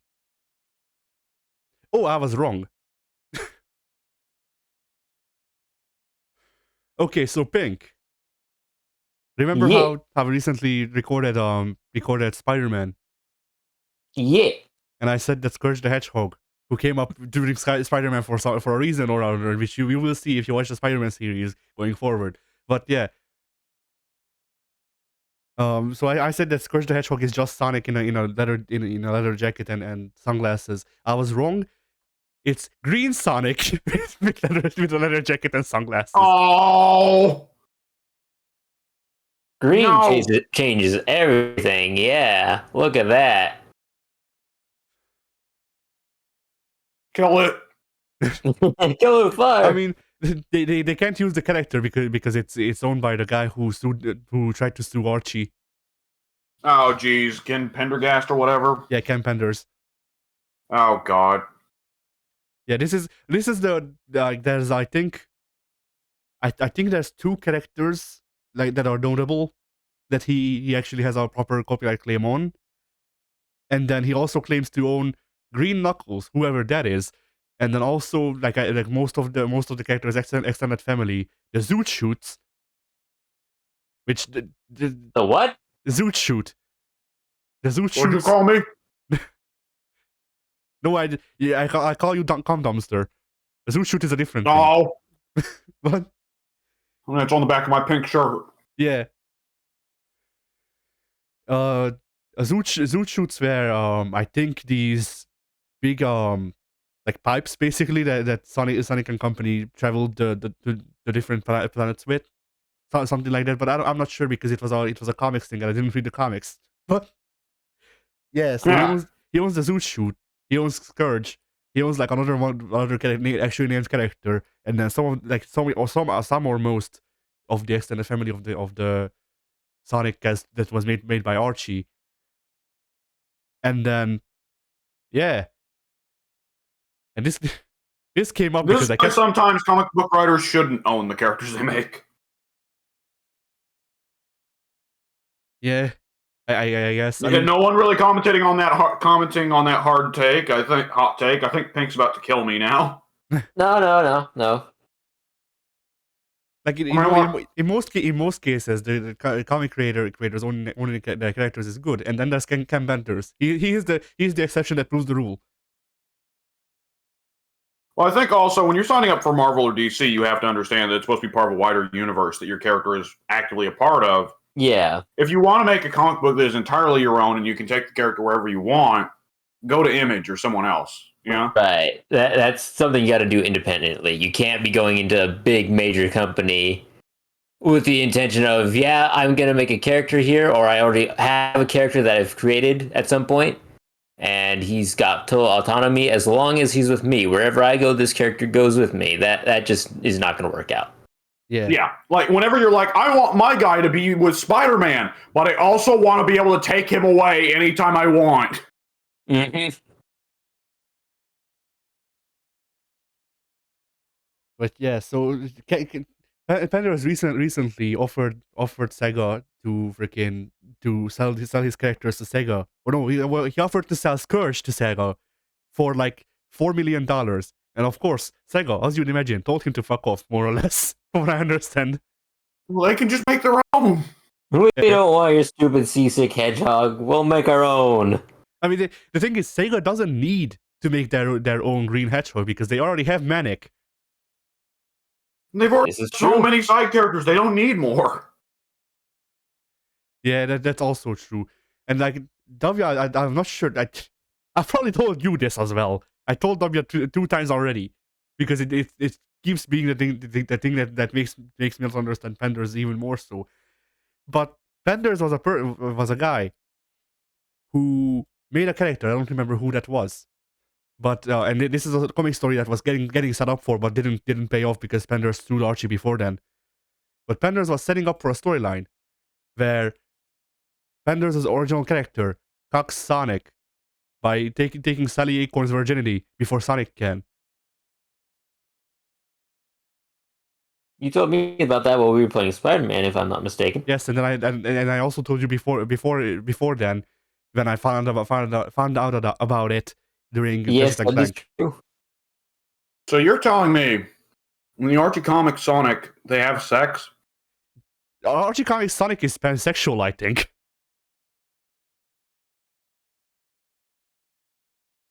Or maybe just even, or maybe even just normal, like overall comics Sonic. I forget.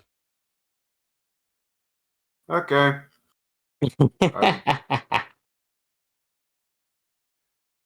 So yeah, the Sonic comics are the comics Sonics are. They certainly are. They certainly are.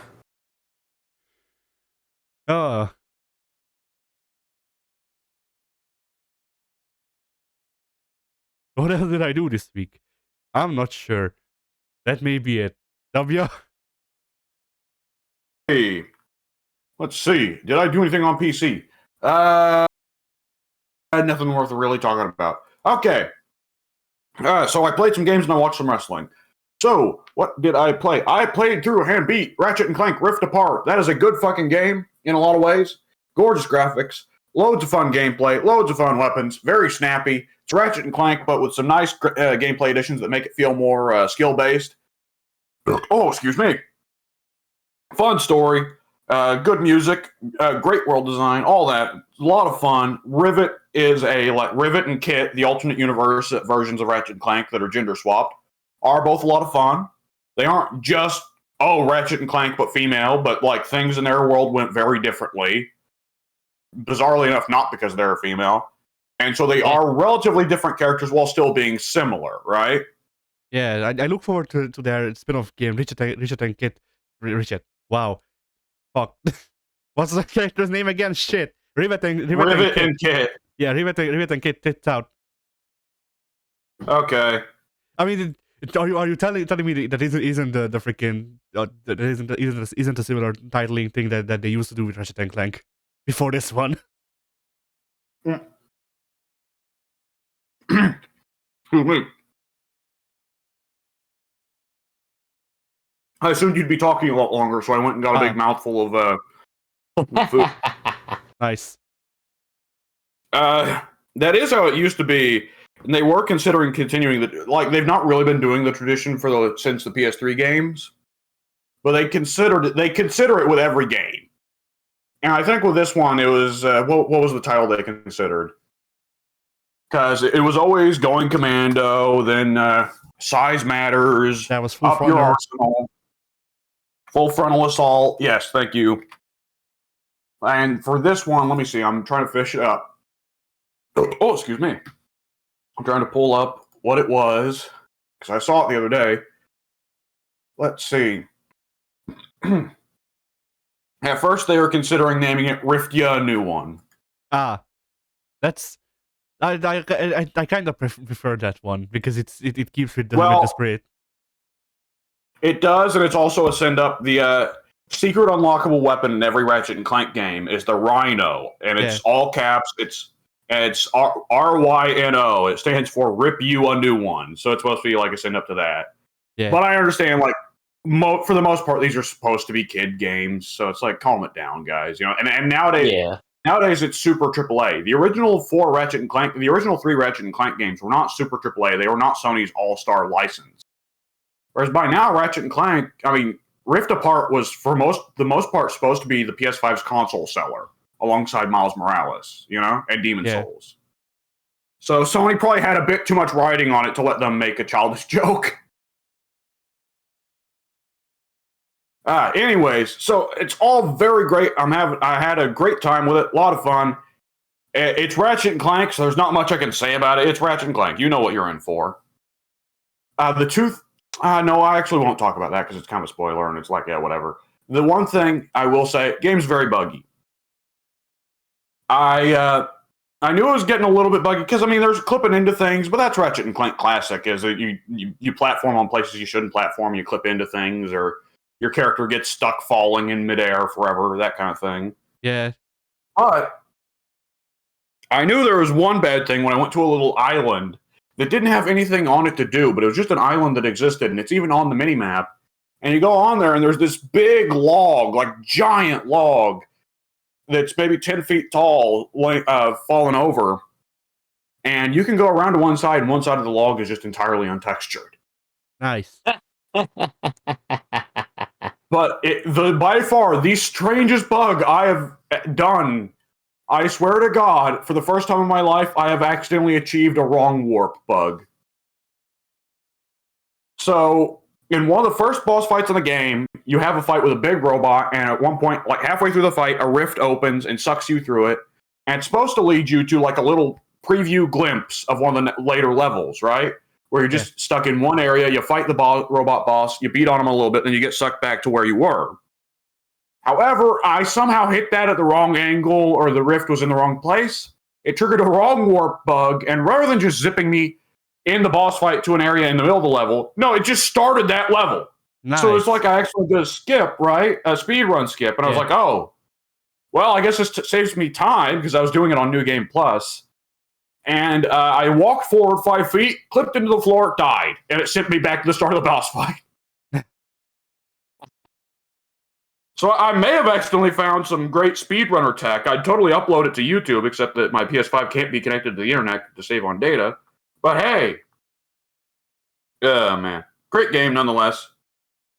And let's see, the other game on PS5 I put a bunch of time into, just in the last 2 days, but still. Spider-Man Miles Morales. Oh. So, it's good. One thing I will go ahead and say, one of the problems I had with Spider-Man PS4 was that, for one thing, I played it for 16 hours straight, which is never going to lead you having a good mentality about it.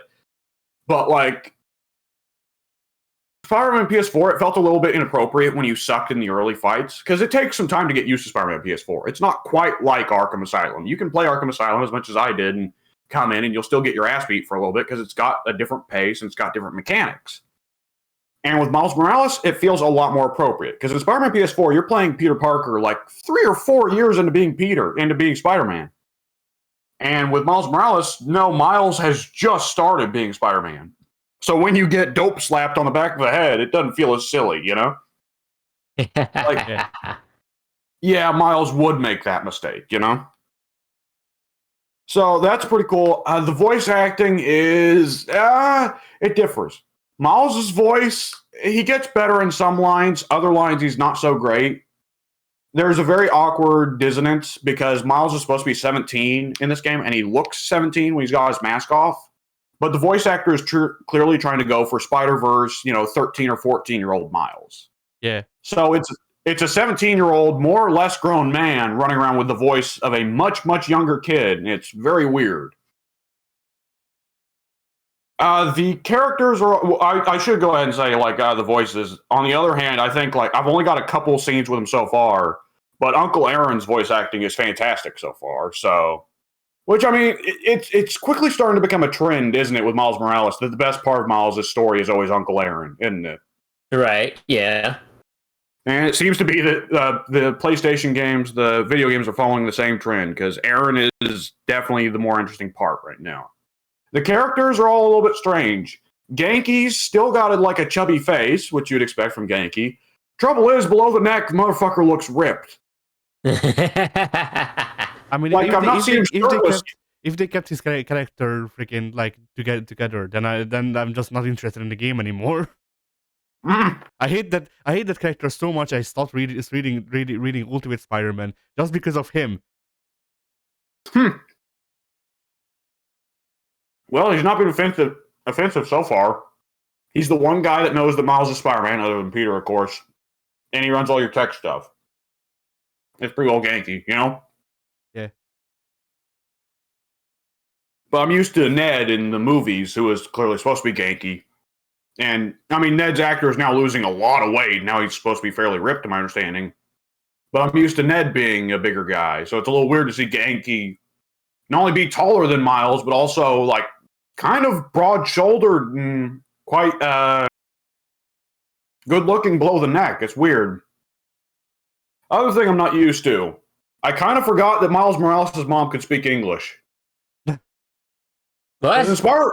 In Spider-Verse, she never speaks English. Every scene that you see Rio in Spider-Verse, she only speaks Spanish.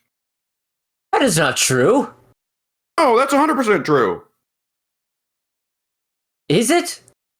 I'm pretty sure she doesn't pop up near as much as Miles' dad. So no, but I'm pretty sure it's all Spanglish. There's definitely English words that she has mixed in with the dialogue, if I'm not mistaken. Well, it's still not. She never speaks a full English line. Then you know what I mean? Yeah, fair enough.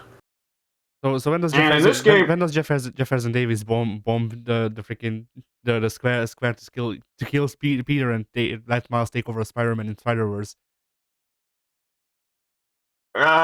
Jefferson okay. So correct me if I'm wrong. Jefferson never died in the comics, right? Think. You're asking the wrong person for that. I'm not a Miles aficionado. My understanding was Jefferson never died. Ryu. Yeah, Ryu. Sure, you can. And Rio, in my understanding, died at the end of the original Ultimate run, but then they brought her back when Miles got merged into the 616, right? Sounds like Marvel. So the video games are very unusual for killing off Jefferson, and I got to be honest, I'm not a fan of it. I'm not either, but he deserved it. He was a terrible cop. I always thought part of the fun with Miles was that both of his parents were still alive, And besides, they're doing it because Miles needs an Uncle Ben, but Miles already has an Uncle Ben. Right. It's still his uncle. Oh, man. I wonder if there are any Spider-Men with any living uncles. That's a good question right there. Madame Web goes through all of the universes and forces the Spider-Man to kill their uncles as a rite of passage. Yeah. Let's see. They don't bother to hide the Tinkerer's identity at all. It's pretty well explained. The moment that her secret identity is introduced, it's immediately spelled out. This is the villain. Look at this. The signs with Spider-Man side characters of this character is secretly a villain, especially because Spider-Man has by far the highest rate of person he knows becoming a supervillain, right? Yeah. Yeah. Like, half the fuckers who went to high school with Peter wound up being supervillains. And half the professors, too. What the fuck was going on at that high school? I remember, Spectacular, actually, I think probably did it best, where it was like, oh, well, yeah, because the Osborns are close to all of them, and of course the Osborns are always fucking shit up. But, like, Yep. it gets a little weird. Like, it just so happens that Miles was, childhood best friends with the fucking Tinkerer, Mm-hmm. Anyways, I digress. The animation work on Miles is fantastic. Miles flips wildly between being, like, super stylish, trying to do it like as cool looking as possible, and then just fucking things up and tripping and falling over his own ass, which is Miles. That's pretty well how he should move, right? Mm-hmm. And one thing I will I found very funny is when you're web swinging around, you try and do the air tricks, right, just to build up meter while you're web swinging around. But with Miles, you can do it most of the time. But sometimes when you end a web swing, Miles will like fuck up the web swing and just kind of flail through the air for a little bit until he recovers. Which means you can't do air tricks because Miles is flailing. So I find that a little bit funny that there's that difference between him and Pete. The other major really gameplay difference between him and Pete is, for one thing, Pete had like 8 gadgets, right, Addy? I think so. Miles only gets 4, and they're not very good ones. One of them is the web shooters, which is, of course, not very impressive. Yeah, I mean, like, when I saw the, like, one of the reasons I don't own Miles Morales is, for one, the clearance hasn't been good enough. But the reason the clearance hasn't been good enough is that I just wasn't really interested in Miles's, like, electric powers. And that's just not Spider-Man to me. Yeah. And the Venom powers, I will tell you, I was worried when I saw the first ads, like, oh, Venom powers are just going to be a gimmick, aren't they? No, you use Venom powers constantly. You are just building up Venom meter constantly for what feels like free, so just spam that shit, brother. And it does mean Miles is powerful in a different kind of way from Peter. You definitely get to make a lot more mistakes as Miles than you did as Peter, which makes it strange that Miles is the sequel character rather than the original one you'd play as. Because, I mean, whenever you fuck up in stealth, you can turn invisible and fuck back off. Whenever you get into a fight with, like, people who outnumber you wildly, just use the little Venom shockwave jump thing, right? The big guys, who are always such a problem in Spider-Man PS4, like, Miles can just open them. Like, ordinarily, Peter had to open them up by using a gadget on them or by webbing them up. Miles doesn't have to do that. Miles can just shock their asses and then beat them up. Yeah. So that's different. And the other thing that's different about Miles is, of course, the invisibility, which I think I already mentioned that in passing. Fuck. Yeah. Let's see. Other than that, let's see. The big change in the free roam for so far, what it seems to me is, for one thing, the getting ambushed random event happens much less often. Thank God. That was one of the things that started to really piss me off about PS4 once you start fighting Mr. Negative, is how often is there a negative gangster on a rooftop shooting at you with a rocket launcher, Not that often, in my experience. Oh, I got that event constantly. Fuck. So sometimes I get it very, very rarely, but like, I can ignore it. It's usually when, like, it's usually if I ignore all crime in every borough, and then I'm like at the part where it's that's technically spoilers, but it's when the demons are out, and then also Group B, who are causing trouble for the police. And then also Silver Sable's assholes? No, not Sable. The other group, the third one. But yeah. So, like, once all 3 of those people or those factions are out, that's usually when I start getting those random encounters a lot more. But then it's that they're shooting at each other, and then when I swing by, they just start shooting at me, both of them. But I'm fine usually. Yeah. Well, I'm getting that event a lot less. One thing I will say is really dumb is that very early in the game, you wind up with 2 gangs warring on the streets. Because you got Tinker's boys, but you've also got Roxxon's paramilitary group.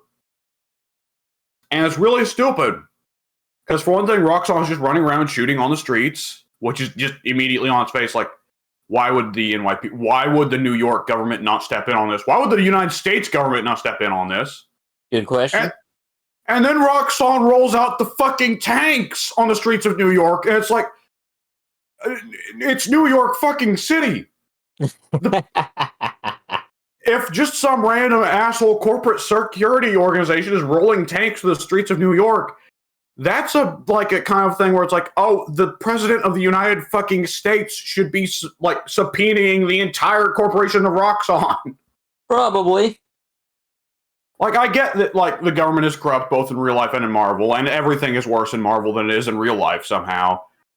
But, like, there comes a point of absurdity where it's like, does the U.S. government in Marvel just do nothing except when they, like, want to fuck over mutants? But other than that, they just do nothing? Yeah. Like, oh, geez, like, Nick Fury should be coming and screaming from the fucking skies to get these assholes, but no. Anyways, that's Miles Morales.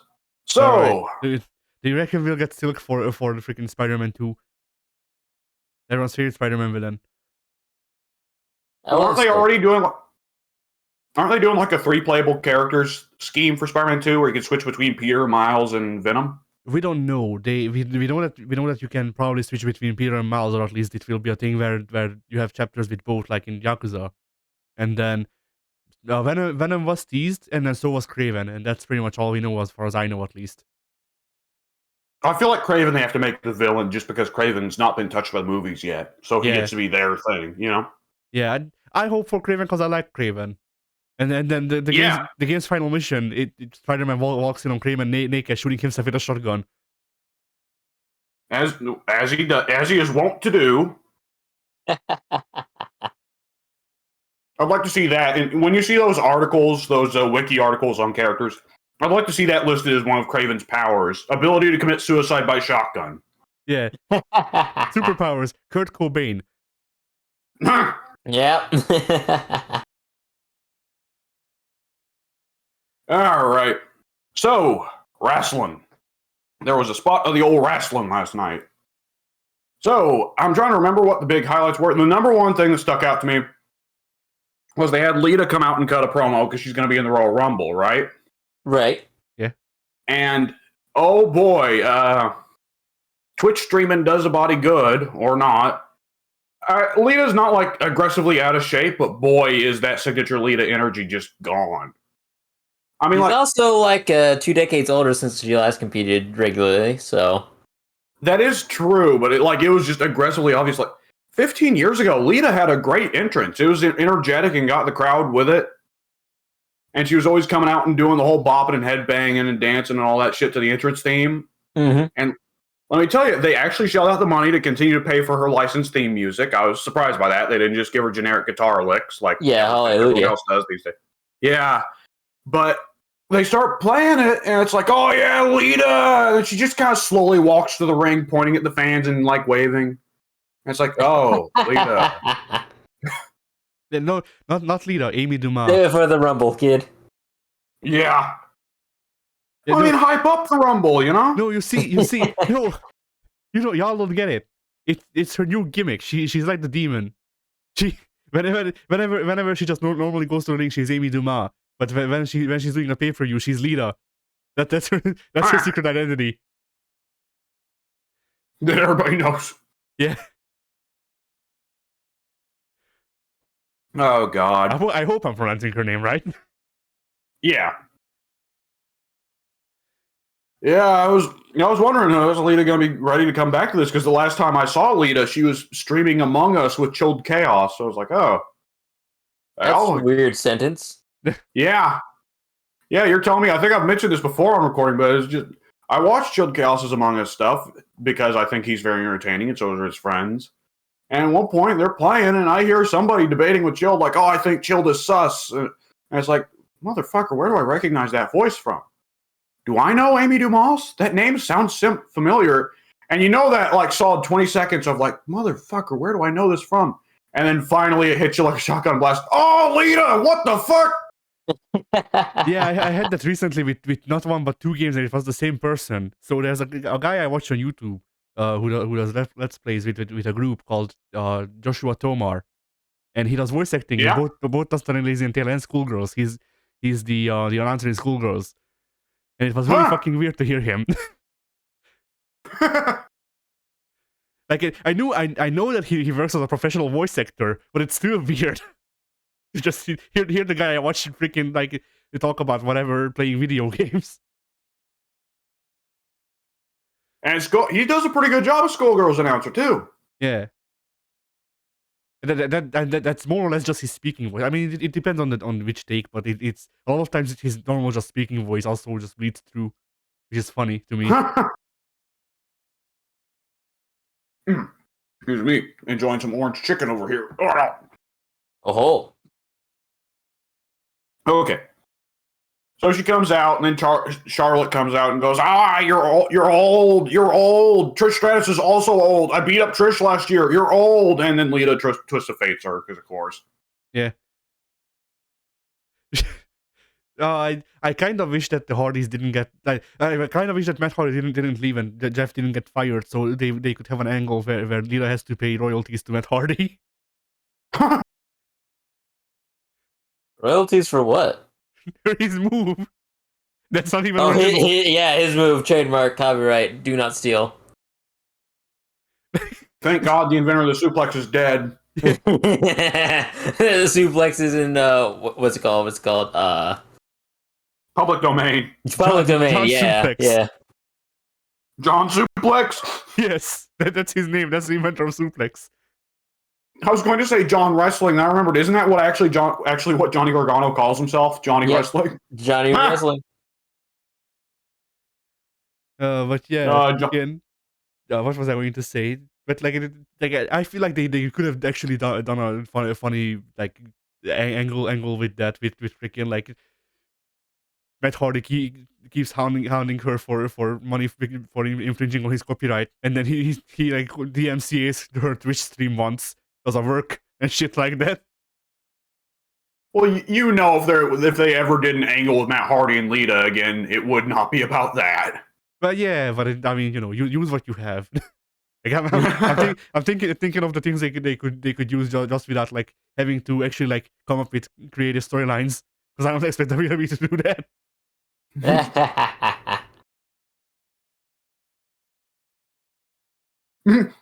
Yeah.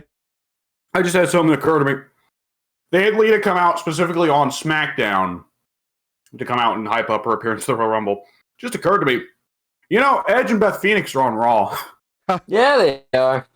Yeah, we need to keep Lita and Edge far away from each other because they will have another live sex celebration. No, they fucking won't. They probably had to put a gun to Lita's head the first time. Yeah. That might be one of the dumbest angles in wrestling history in the last 20 years. Anyways. Got a high rating, though.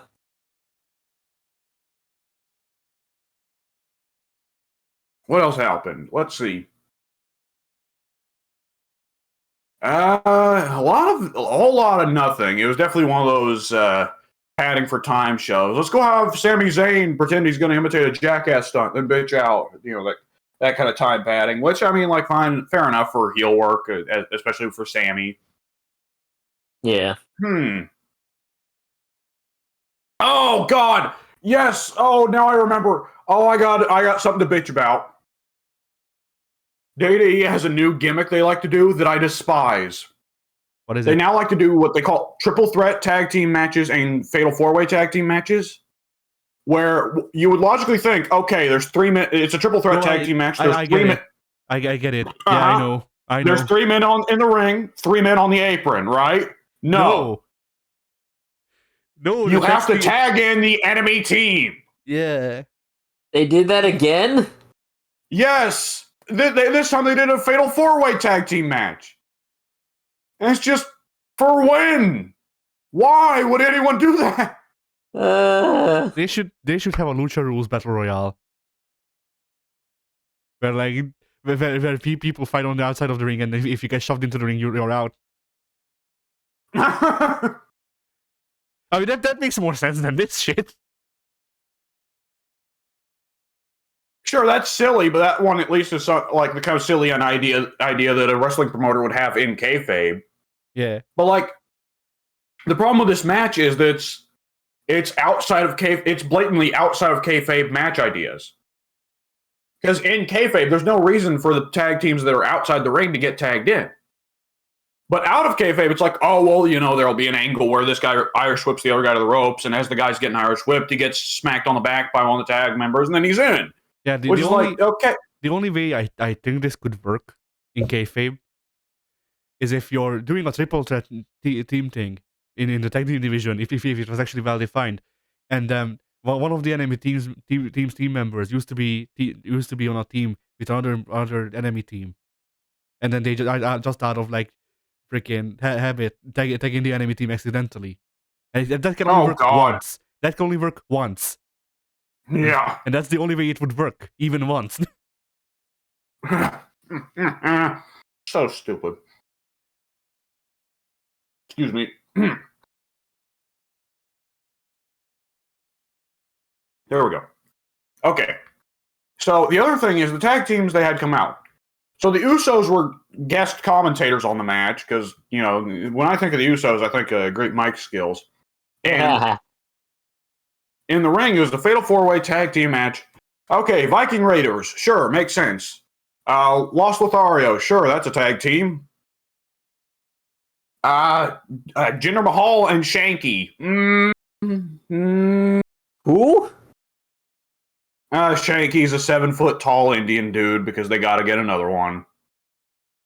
What I'll say is he's not actively dying in the ring like Khali did, but he's young, he's baby-faced, and he is not good.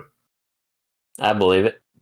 He's in that young giant stage where he does the same spot every match, which is he whips someone to the ropes, lariats them, and roars at the crowd while raising his arms.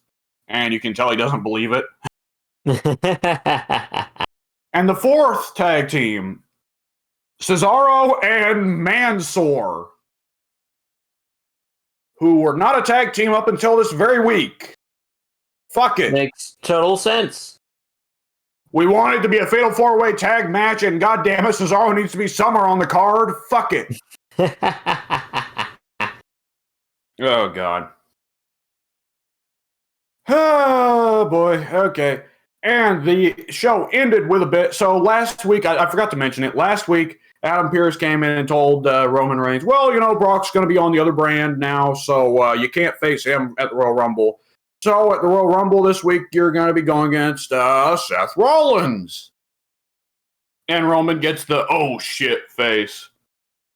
And Rollins comes into the locker room and starts laughing his ass off because it's Rollins' gimmick now is he's just an asshole. Yeah, Rollins' gimmick is that he's Waluigi. Yeah, kind of. So they had them actually come out and cut a promo in the ring last night, and they fucking killed it. I believe it. Like, those are two guys. It's always one of those cases where it's like, okay, send out fucking Ric Flair and Dusty Rhodes or whatever. Like, these are guys who have been working together for the last fucking decade. Of course they know each other. Yeah. They can do. They could do this without planning. They just do it right there in the ring. Like, Randy Orton once said he could go in the ring and wrestle John Cena or Rey Mysterio for a full match without saying a word to them because he's wrestled both those guys so fucking much. Yep. And it was 100% that kind of promo, and it worked really well. They had a great bit where, like, they come in and Roman's like, oh, I'm dominant or whatever. And then Seth Rollins points out, yeah, every single time that I fought you in a championship match, asshole, I have beaten you. Yep, I was going to note that. Roman talks about how he's dominant, to which Seth replies, Waluigi time! Yeah. It was a promo they built really well around that point where it was, you could tell not only for one thing that things were supposed to be personal because it's Rollins and Reigns, they go back, but more than that it's Reigns thought that his only threat was Lesnar because he's been dominating the division otherwise for the last year, and then suddenly Rollins comes in as an outside issue, and suddenly Reigns is very clearly very good at playing the shaken now because it's like, oh fuck, I forgot about Rollins. Mm-hmm.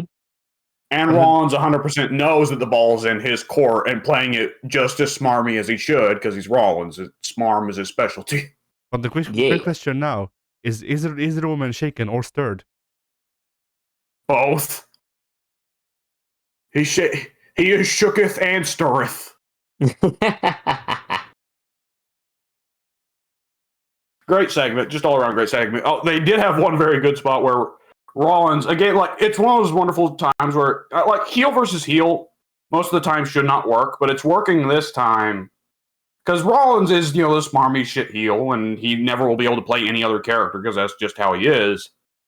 But against Reigns, it works perfectly because Reigns has been power tripping so hard as a monster heel. So it's fun to see the smarmy shit heel come in and get one over on him because it brings Reigns back down to size. So it's really fun. And they did a great bit where Rollins points out, like, to Roman, every single time that you have been champion, Roman, you have either had the Shield or the Usos behind you.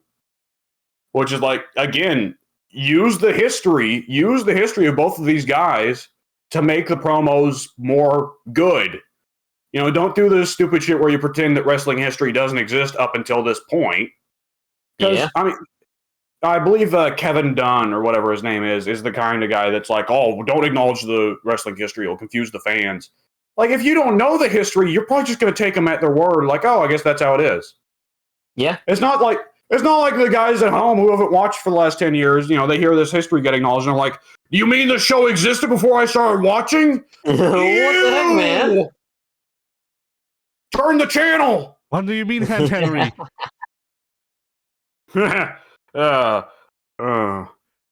Oh, depression. Henry is the pre-order bonus for 2K22.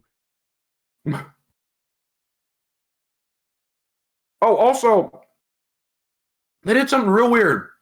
Recurring segments throughout the show of Naomi going back to the backstage and picking fights with Sonya Deville, because Sonya Deville's gimmick for the last month has been she keeps using her GM power to fuck over Naomi in various ways. And for whatever reason, every time they do it, every time they cut back to the GM's office, Sonya Deville and Adam Pearce are complaining, oh, what's with the temperature, the thermostat? It's too hot back here. Oh, God. And, like, they start slowly taking off their suit jackets and stuff. And I'm like, where is this going? I don't want to know. Where is this going? I need to know. OnlyFans. Oh, no. And Naomi comes back there, and Sonya gets pissed, and she puts her suit jacket back on. Like, oh, it's serious now, bitch. And then, you know, that's the last segment, and the show ends. And it's like, the fuck was the point of the goddamn thermostat then? That's a good question. Like, are we going to come in, because they can't lead that into next week. Like, oh no, the thermostat's going nuts again. Because it's like, well, it's a different arena in a different state next week. This can't be a recurring plot line of the thermostat's going haywire. What the hell? No, her offices are located in one building. And we're just getting live feed from that one building. Despite the fact that she regularly comes into the ring, so she's just instant transmissioning to Atlanta, Georgia, or wherever they're actually have the SmackDown. Yes. I'm also imagining like that's a silly thing that I wish the wrestlers did more, at least when it fits the character. But like I kind of wish that like freaking like when wrestlers put on business attire, it was just like a freaking a suit jacket, but on their gear. Yeah. Like maybe a top hat on top of that. And then just like play it completely straight. Like they don't, nobody acknowledges that they're not actually like dressed proper. All right. So that's SmackDown for the week. The long-running trend continues of you're here for the main event in the women's wrestling. You are not here for the mid-card and lower-card men's wrestling at all. Absolutely not. Not with they keep doing tag team matches like that. Yep. Like, and it's also like it always goes back to this as well, that like there are the outliers like Shinsuke Nakamura who suck, but like so much of the roster now is so great and just so misused in the mid-card and the tags. Because every week, it happens consistently every fucking week now. They send out the Viking Raiders, and both my parents go, oh, God, look at that fat guy. What's he doing here? This is wrestling. And then the match starts, and the fat guy's fucking incredible. And it's like, oh, what talent. You know? Oh, man. It is funny, like, observing some of the stuff that's gone on since we stopped watching. And I have to be like, oh, yeah, AJ Styles held the WWE title for like a whole year And both my parents were like, okay, so where is he now? And I just have to shrug and throw up my hands. Japan. I don't know how to answer that. Oh, we watched some compilations of some of the stuff we've missed over the last 5 or 6 years. Yeah, the other night, and one of them was the contendership match at Extreme Rules or whatever that Samoa Joe won, and put Balor in the coquina clutch. And my mom found out she despises Samoa Joe because boy, oh fuck, does Samoa Joe put the coquina clutch in snug? Holy shit! Yeah. Like, I'm used to your usual lazy sleeper holds where the guy's just going nuts and swinging all over the place to cover up the fact he's not actually really holding on. No, Joe's just genuinely putting the motherfucker in a sleeper hold. Yeah. Like, I think we actually just watched Finn Balor get knocked the fuck out. And I will say, on one hand, that is probably not healthy, and Samoa Joe shouldn't do that. On the other hand, yeah, I'll gladly concede, yeah, that made Samoa Joe look badass as hell. Yep. Like, Joe, my understanding is Joe's ring work declined with the years as his weight started to catch up with him. But Samoa Joe always managed to somehow maintain that cool factor, and I don't know how. Because his gimmick was that he hurts people for real. So him being sloppy and shit didn't matter as much. Yeah, I guess. Oh, the other fun thing, my family does keep on with a lot of the wrestling scuttlebutts or whatever. So just recurring throughout this segment, the show, anytime I say like, oh yeah, this guy's something or other related to Hunter some way, they would inevitably lead to, oh, so he's getting fired next. Yeah. Like, it gets to a point where it's like, oh yeah, that guy once rode a bus with Triple H. Oh, so he's getting fired next? That guy, would you believe it, once saw Triple H. He's fired already. Yeah. Like, it'd be one thing if it's just, oh, Vince is restructuring a lot of stuff that Hunter did because Hunter's away because of the heart attack. But so much of it is honestly Vince just, well, not necessarily Vince. It could be Nick Khan or somebody else.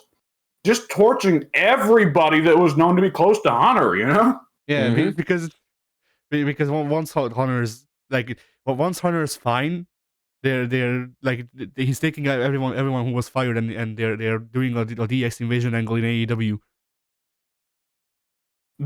Okay, don't even joke about that because that would act. Oh, wait, you said AEW. Never mind. Okay. No, DX for a second there, I thought you said if they actually had the Gorm to do a DX invasion of WWE made up of the guys that got fired that Hunter liked, that would actually be really cool. Yeah, that would be cool, which is why I'm not expecting WWE to do it. Yeah. It's weird, the idea of Vince selling the company. I mean, I have to assume that if Vince sells the company, whoever buys WWE will try and keep Hunter on, at least as an on-screen personality. But could you imagine, like, 5 years in the future, if Hunter didn't stay with WWE under another owner, and if Hunter actually went to AEW? That would be so bizarre. That would be very bizarre. Yeah. Especially with Cody doing his stupid petulant child shit where every week he's trying to dunk on Hunter even though Hunter ain't watching. Right. Like that. Cody. Yeah, go ahead. No, go ahead. Like that's the thing. Like, I'm imagining that like Cody will go out and do a promo on Hunter, and then in the background Hunter is like freaking jumping the rails, and then he just stands behind Cody, and then Cody slowly turns around. And then that would make money. Yeah, Cody tries to hit him, but Hunter blocks, and then he hits him only once. That sends Cody on the ground, and then just everyone who was fired recently from WWE just jumped the railings.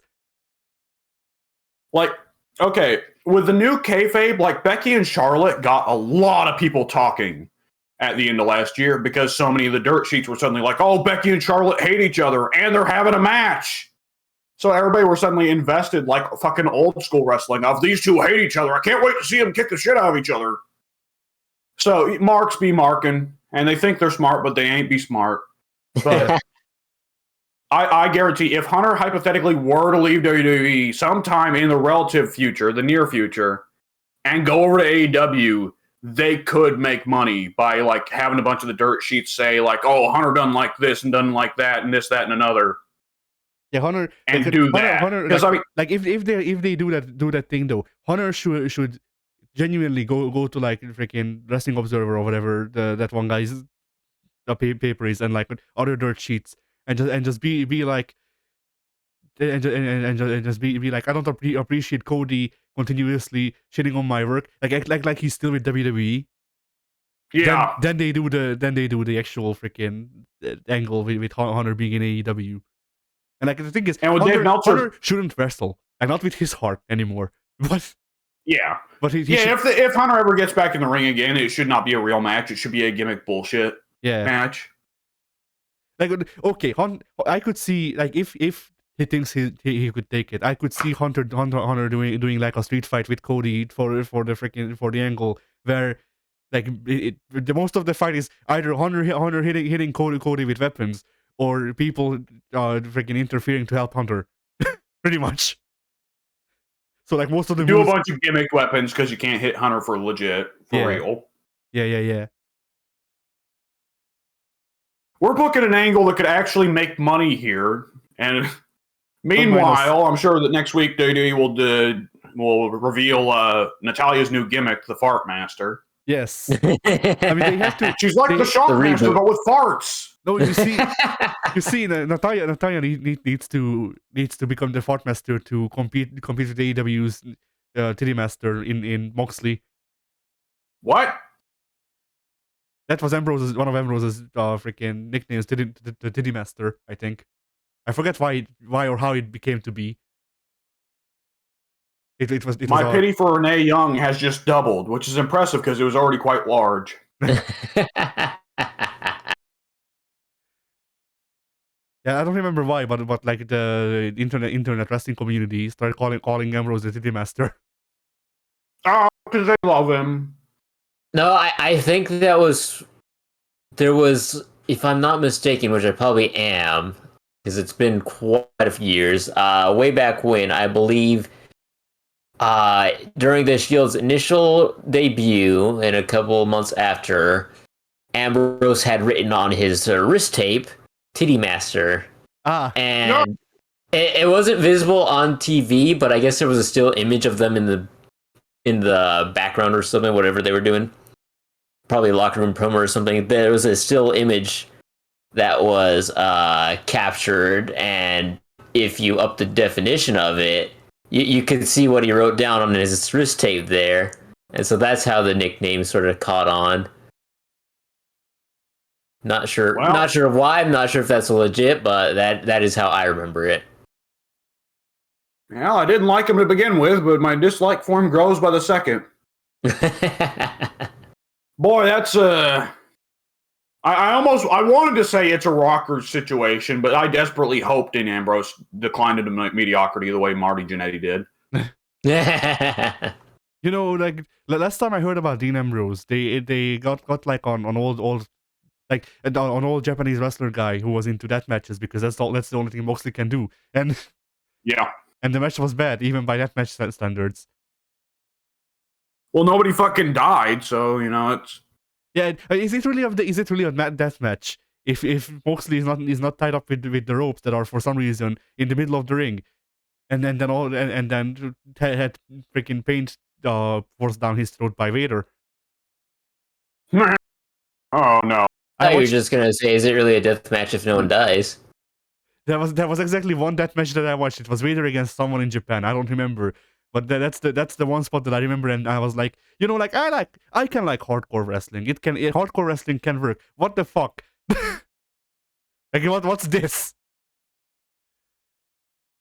What is this? Because legitimately the spot was Vader had a guy interfere, and then they beat up the Japanese wrestler, and then they tied up the semi-conscious, I guess, Japanese wrestler. They tied him up in the ropes. And then the guy took out a bucket of paint, and then they forced that down the guy's throat. And like, okay, I'm assuming that wasn't real paint, but still, shit. Japanese death matches, that could have been real pain. Yeah. Remember that time only Mick Foley lit question Terry there Funk is on fire? why did they think that the fans would actually want to pay to see somebody get paint shoved down their throat? That doesn't really sound exciting. I don't know. Because If you sit down and think about it, you're like, yeah, that's kind of brutal. If that were real paint, but I mean, the fans were I'd cheering from what I much remember. rather At watch least for somebody get Japanese. smacked in the head with a chair than have to guzzle paint for 30 awkward seconds. I mean, I think from what I remember, the Japanese crowd, at least I think it was a Japanese crowd. I don't fucking know, but like the crowd was cheering, at least for Japanese standards. The Japanese standards are golf claps. Yeah. Oh man. Well, the stupid thing about hardcore matches is the most satisfying hardcore spots are the ones that are gimmicked. Yeah. What's the most satisfying hardcore spot you see most of the time? Someone getting put through a table, a fucking gimmicked table, you know? Mm-hmm. Yeah. The tables and like, chairs, pretty much, or like the big hardcore spots. And like, what's the most satisfying weapon to see somebody get smacked with? Fucking kendo stick, right? And that one also not very actually damaging. Correct me if I'm wrong. I wouldn't know. I've never been smacked with one, so I wouldn't know either. My understanding is like that one makes a great noise, but it doesn't actually hurt because that's supposed to be a practice sword, right? I should hope so. Yeah. Yeah. Like when someone gets like dropped on, like even getting dropped on the thumbtacks, it's still just thumbtacks, it's barely skin deep. Like when it's the legit crazy bullshit of like fucking Abdullah the Butcher is carving someone's forehead up. Like, is that really satisfying to watch? No. Not really.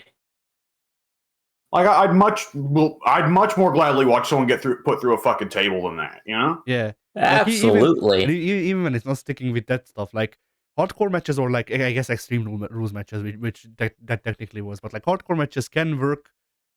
It's still, or at least to an extent, because like I vividly remember one of the matches that that Orton and Christian had, because Orton just like Orton very much did nothing but like do back body or not back body drops, but back suplexes to Christian onto like the edge of a stairs, yeah. And that freaking stunt was great. Spot. That's the word. It also worked because it was the payoff to a feud. Yeah.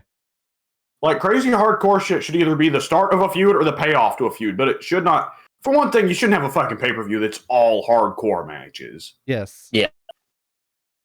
And it should match the gimmicks too, because like if Foley ends a feud by challenging someone to a hardcore match, and it's like, oh well, of course it's Mick Foley. But if John Cena is like, let's settle it in a hardcore match, it's like that doesn't make any fucking sense. I don't know, because I feel like I could buy John Cena challenging someone to a hardcore match if the story is right. Well, yeah, if he fucking hates them, but like, yeah, let's see. Like JBL. Daniel Bryan, it would make no sense. Yeah, Daniel Bryan would make no fucking sense to challenge someone to a hardcore match. Yeah. If Daniel Bryan hates someone, he shouldn't challenge him to a hardcore match. He should challenge him to a submission match. That would be good. And of course, like again, it can also go beyond like, oh, I hate you, to also situations where it's like, oh, well, clearly someone has an advantage in this match. Mick Foley or Terry Funk has an advantage in hardcore matches because they're crazy people. Yeah. Daniel Bryan has an advantage in submission matches because he's supposed to be a submission specialist. More agile wrestlers have an advantage in steel cage matches.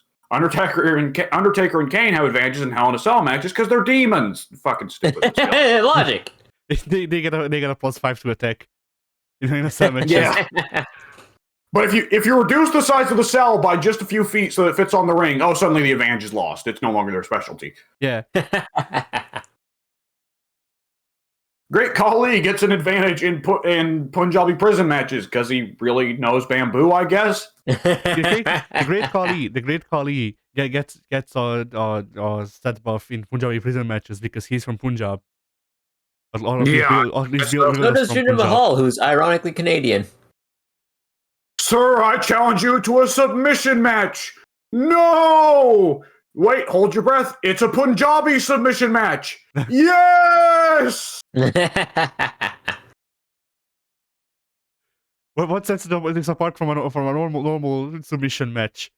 We do it with bamboo. Oh. No. I have an even better one. They project an image of a tiger on the canvas. Wouldn't Okay, put it past him at this point. Using foreign objects in a submission is legit, like, cool. At least partly It because can it's a be. rare spot. But still. It depends on the submission, but yeah, it can be. Yeah. Like, one thing that should be said also, like, of all the moves, like, Sandman's finish was always supposed to be that he Russian leg sweeped you while holding a kendo stick. Yeah. It's like, well, why that of all moves? That's not, like, the Russian leg sweep is one of the lamest moves in wrestling. Why would you pick that as a fucking finish? You know? No, you see, people will be devastated when they see my kendo stick assisted snapmare.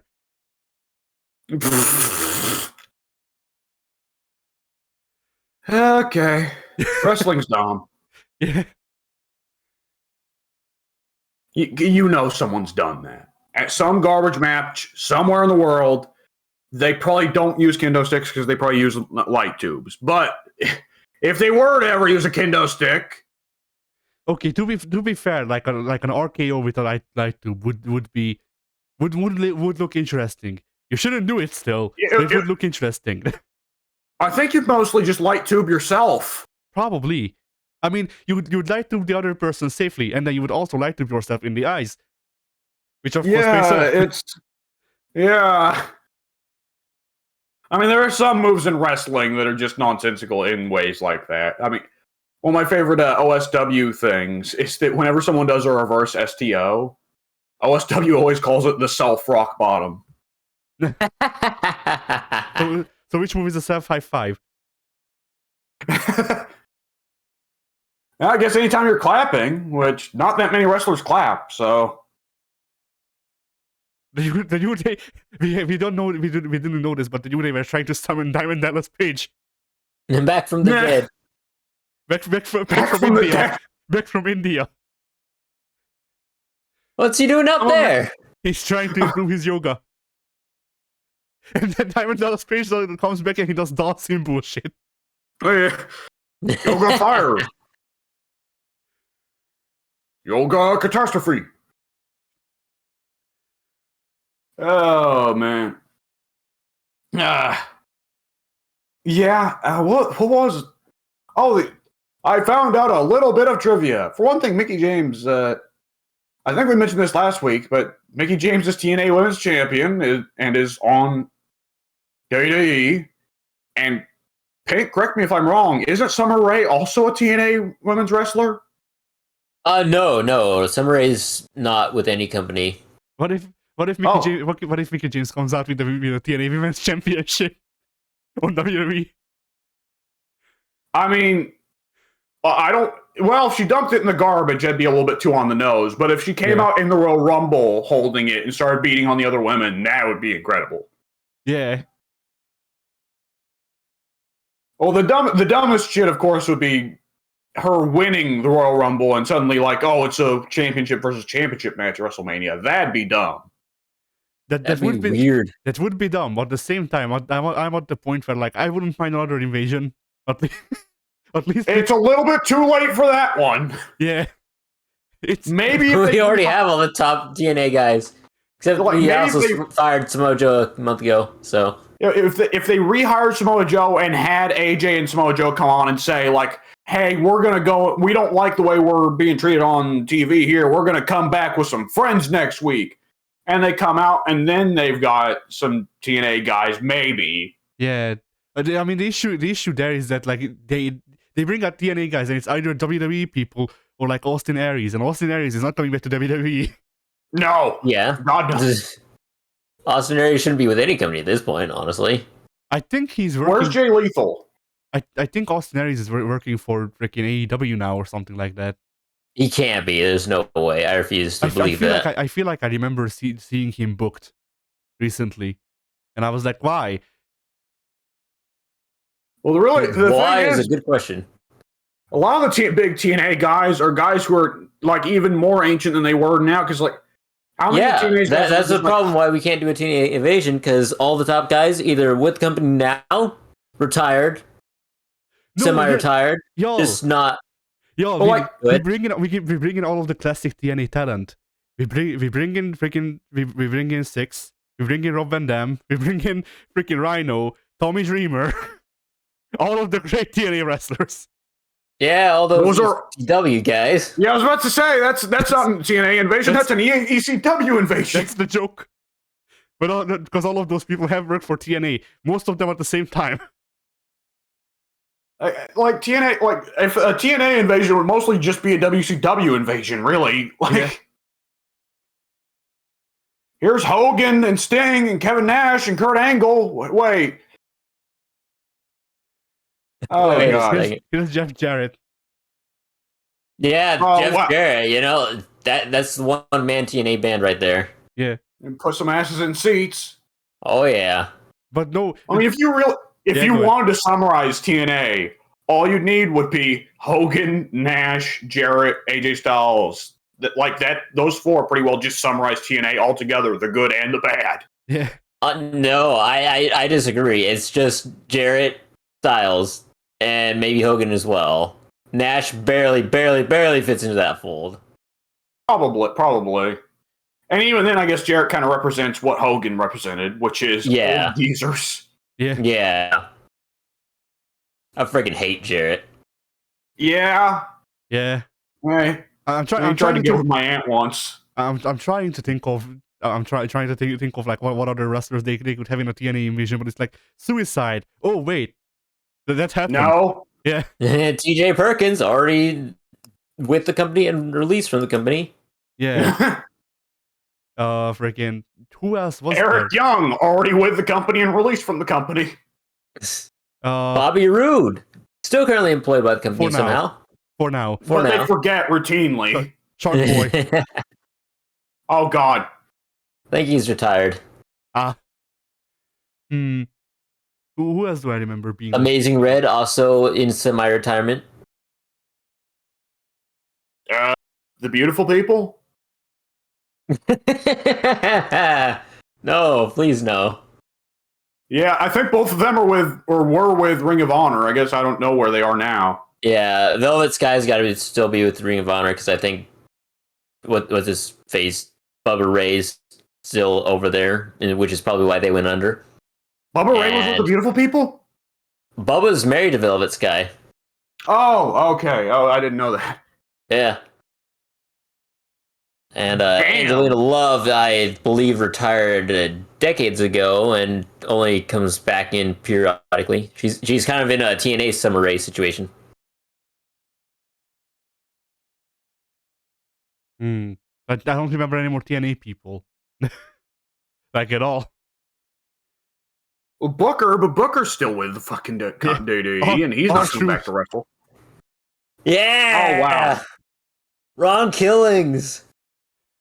I wanted to play both characters on the same show and not break the fourth wall. Christian Cage. Oh, wait. Oh, wait. Yeah. Oh, God, Scott Steiner. Yeah, Scott Steiner. To be fair, what they could do that might actually work, bring Scott Steiner out, not as a wrestler, but have him manage Braun Breaker. That would be okay. That would not be as stupid. Steiner can't talk, but just have him out there for his nephew. have Steiner do the same role as Paul Heyman. He just talks for other people, but all of his promos are Steiner math. All of them. Yes, I'm done with that. Pink, Braun Breaker is Rex Steiner's kid, not Scott's, right? Yeah. Okay. Oh, yes, I think so. Well, I hope that's he's the not Rex impression I was Steiner's under kid. anyway. I said Rex Steiner. I hope he's not Rex Steiner's Steiner. kid, considering he is Rex Steiner. Yeah. Yeah. Yeah, and they still haven't. The Steiner brothers still never got in trouble for all that shit they did, huh? Why would they? I guess you got a good point there. But Scott was too much of a genetic freak, and not normal. Well, he didn't have to tell us he wasn't normal. That's the part that always gets me, is that he follows it up. Like, he could start off, I'm not normal, I'm a genetic freak. Okay, that makes sense. I'm a genetic freak and I'm not normal. No, Okay, not even I'm not normal. He says I'm a genetic freak because I'm a genetic freak and I ain't normal. Yeah. Oh, I forgot one thing. Watching that Samoa Joe bit the other night, my family were all kind of like, "Who's this guy?" And I said Samoa Joe, and both my parents were like, "Oh, Samoa Joe." And my sister, without breaking like a bit or even the slightest bit of effort, just goes, "Senior Joe." That is the only thing that any of my family would have known Samoa Joe from before that match was he's the guy that got the Steiner promo cut on him. That is the only thing you need to know about Senior Joe. Oh man, it's not the way he delivers it. It's not even Senior Joe. It sounds more like he's saying Senior Cho. Yeah. Senior Cho. It almost sounds like Steiner's cutting a promo on the elderly Chinese. It's not even Senior. It's Senior. From what I remember, yeah, it's Senior Cho. I'm imagining Scott Steiner cutting a fucking promo on like this elderly Chinese man running a corner store. He's trying to get together with his wife. Isn't it the same? No, I'm mixing up my Steiner promos. I think because like I remember him cutting a promo on Samoa Joe where he was like, "Well, ladies, would you go home with Samoa Joe, or would you go home with me?" Fat asses. All right. So yeah. Yeah, we can probably go ahead and call it there. I don't have anything else to talk about. Alrighty then. What we really need in WWE is a House of Hardcore invasion angle. No. Do people even work for that company aside from Tommy Dreamer? I don't know. I think maybe. I think he just yeah. What is it? I don't know what it is you're referring to. House of Hardcore is Tommy Dreamer's fed that he runs out of the old ECW arena. And why would Tommy Dreamer start a fed? I'm not sure. All I know is that why would anyone sign up to work under Tommy Dreamer? All the greatest questions begin with why would Tommy Dreamer? Like, I mean, Tommy Dreamer's a recognized name, and sure, some wrestlers can be desperate. But if I saw some of the stuff that Tommy Dreamer says and shoots, and in that Dark Side of the Ring episode, kind of be like, I don't trust this guy's my fucking boss. I'm not working for this guy for fucking pennies. Absolutely not. If I'm going to kill myself in a garbage match, I might as well go to Japan and get paid a couple $100 for it. What the fuck?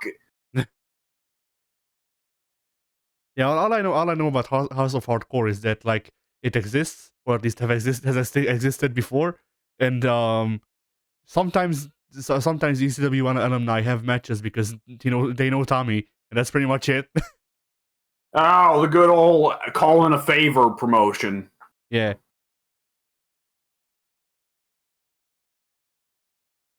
Well, I wouldn't expect much more out of Tommy, I guess. Like I remember shortly after both of them left.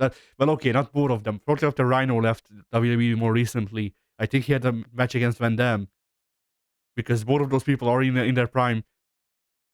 Like, I like both of those guys, but you know. Yeah, it's like when we were playing that Dead by Daylight and we're like, just leave. Some of these guys, it's like, just retire. Do not stop the taunt in the gate. You might die. Yeah. I mean, to be fair, at least with Van Dam, I know that Van Dam literally only wrestles anymore just for the money.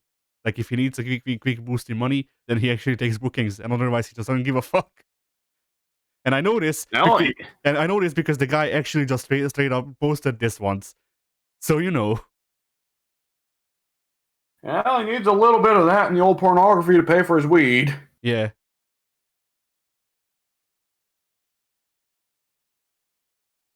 All right. Oh, man. It's wrestling. I love it. We all love it. It's why our group assembled in the first place, right? Very true. So it feels good to come back. I was just about to say, it feels good to come back to it when we can. And there is some degree of wrestling where it's just like so bad that it's like, I can't watch this. But even when it's just mediocre wrestling, it still feels a little bit like, It's good to be home. It's my home. It's got mildew everywhere. There's shit on the floor. There's wild animals in the crawl space. But god damn it, it's my home. Yep. Oh, we gotta look into getting a wrestling podcast together. Some of us, you know. Absolutely.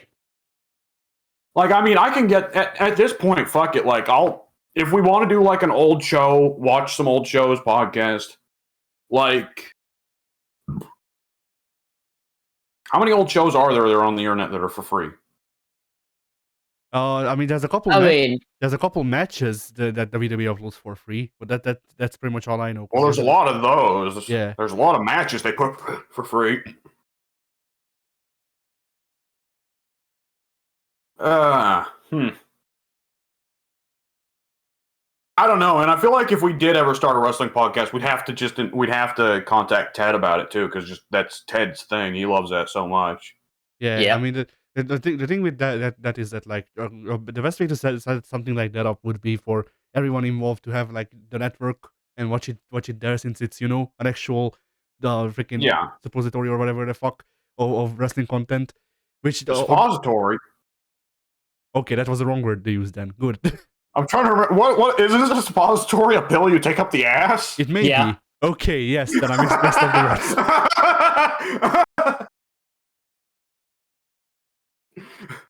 words. And the fact that WWE Network is now on the Peacock.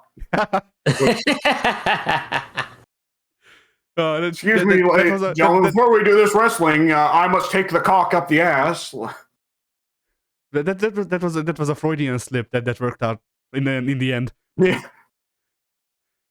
But yeah, so like like that would be the best way to set it up, but it immediately eliminates me because I have no means of even paying the network. And when I tried tried the free month that they gave away, the player didn't work half the time, which was really good. it's quality. It's the reason I didn't pay for them after that. Well, do you have a phone? Do you have a what? Do you have a phone? A phone? A cell phone. A phone. Technically? I mean, because if I were to like subscribe to WWE Network ever again, I'd be watching it from my phone because I have unlimited data on my phone. I mean, I do have a phone. I can't download anything on it, but it works. well, that changes things. Fuck. Yeah.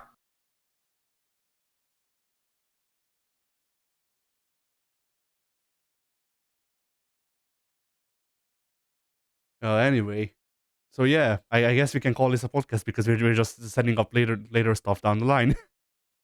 Yeah, pretty well. So yeah, Pink. Yeah. Do the record fuel promo.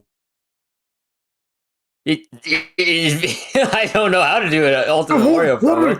I just gotta go store some cocaine real quick, and then I'll be right back. Hang on. You put the rocket fuel in the spaceship and don't fuck about the space. But the normals you're fine with. Hogan, do you have the strength to throw the normals in the wall, into the water when they crash and they're weak? Oh, but the Hulk Hogan, the spaceship, when the spaceship goes up the stars, you fucking, he's just charging off screen. You can hear events in the background. Fucking Warrior, just say the fucking lines. that wasn't a good Warrior impression because you weren't snorting enough between lines. Yeah, there we go. There we go. Now we got the 100% accuracy going. All right, I guess. I mean, we're not recording right now, right? We are. Oh, well, shit. I was just like doing just a shitty Warrior impression because I figured we weren't recording. I don't have to work that hard. If somebody hadn't already called it a podcast, I would have tried to do an actual Warrior impression, but okay. All right, I guess I got the recording now.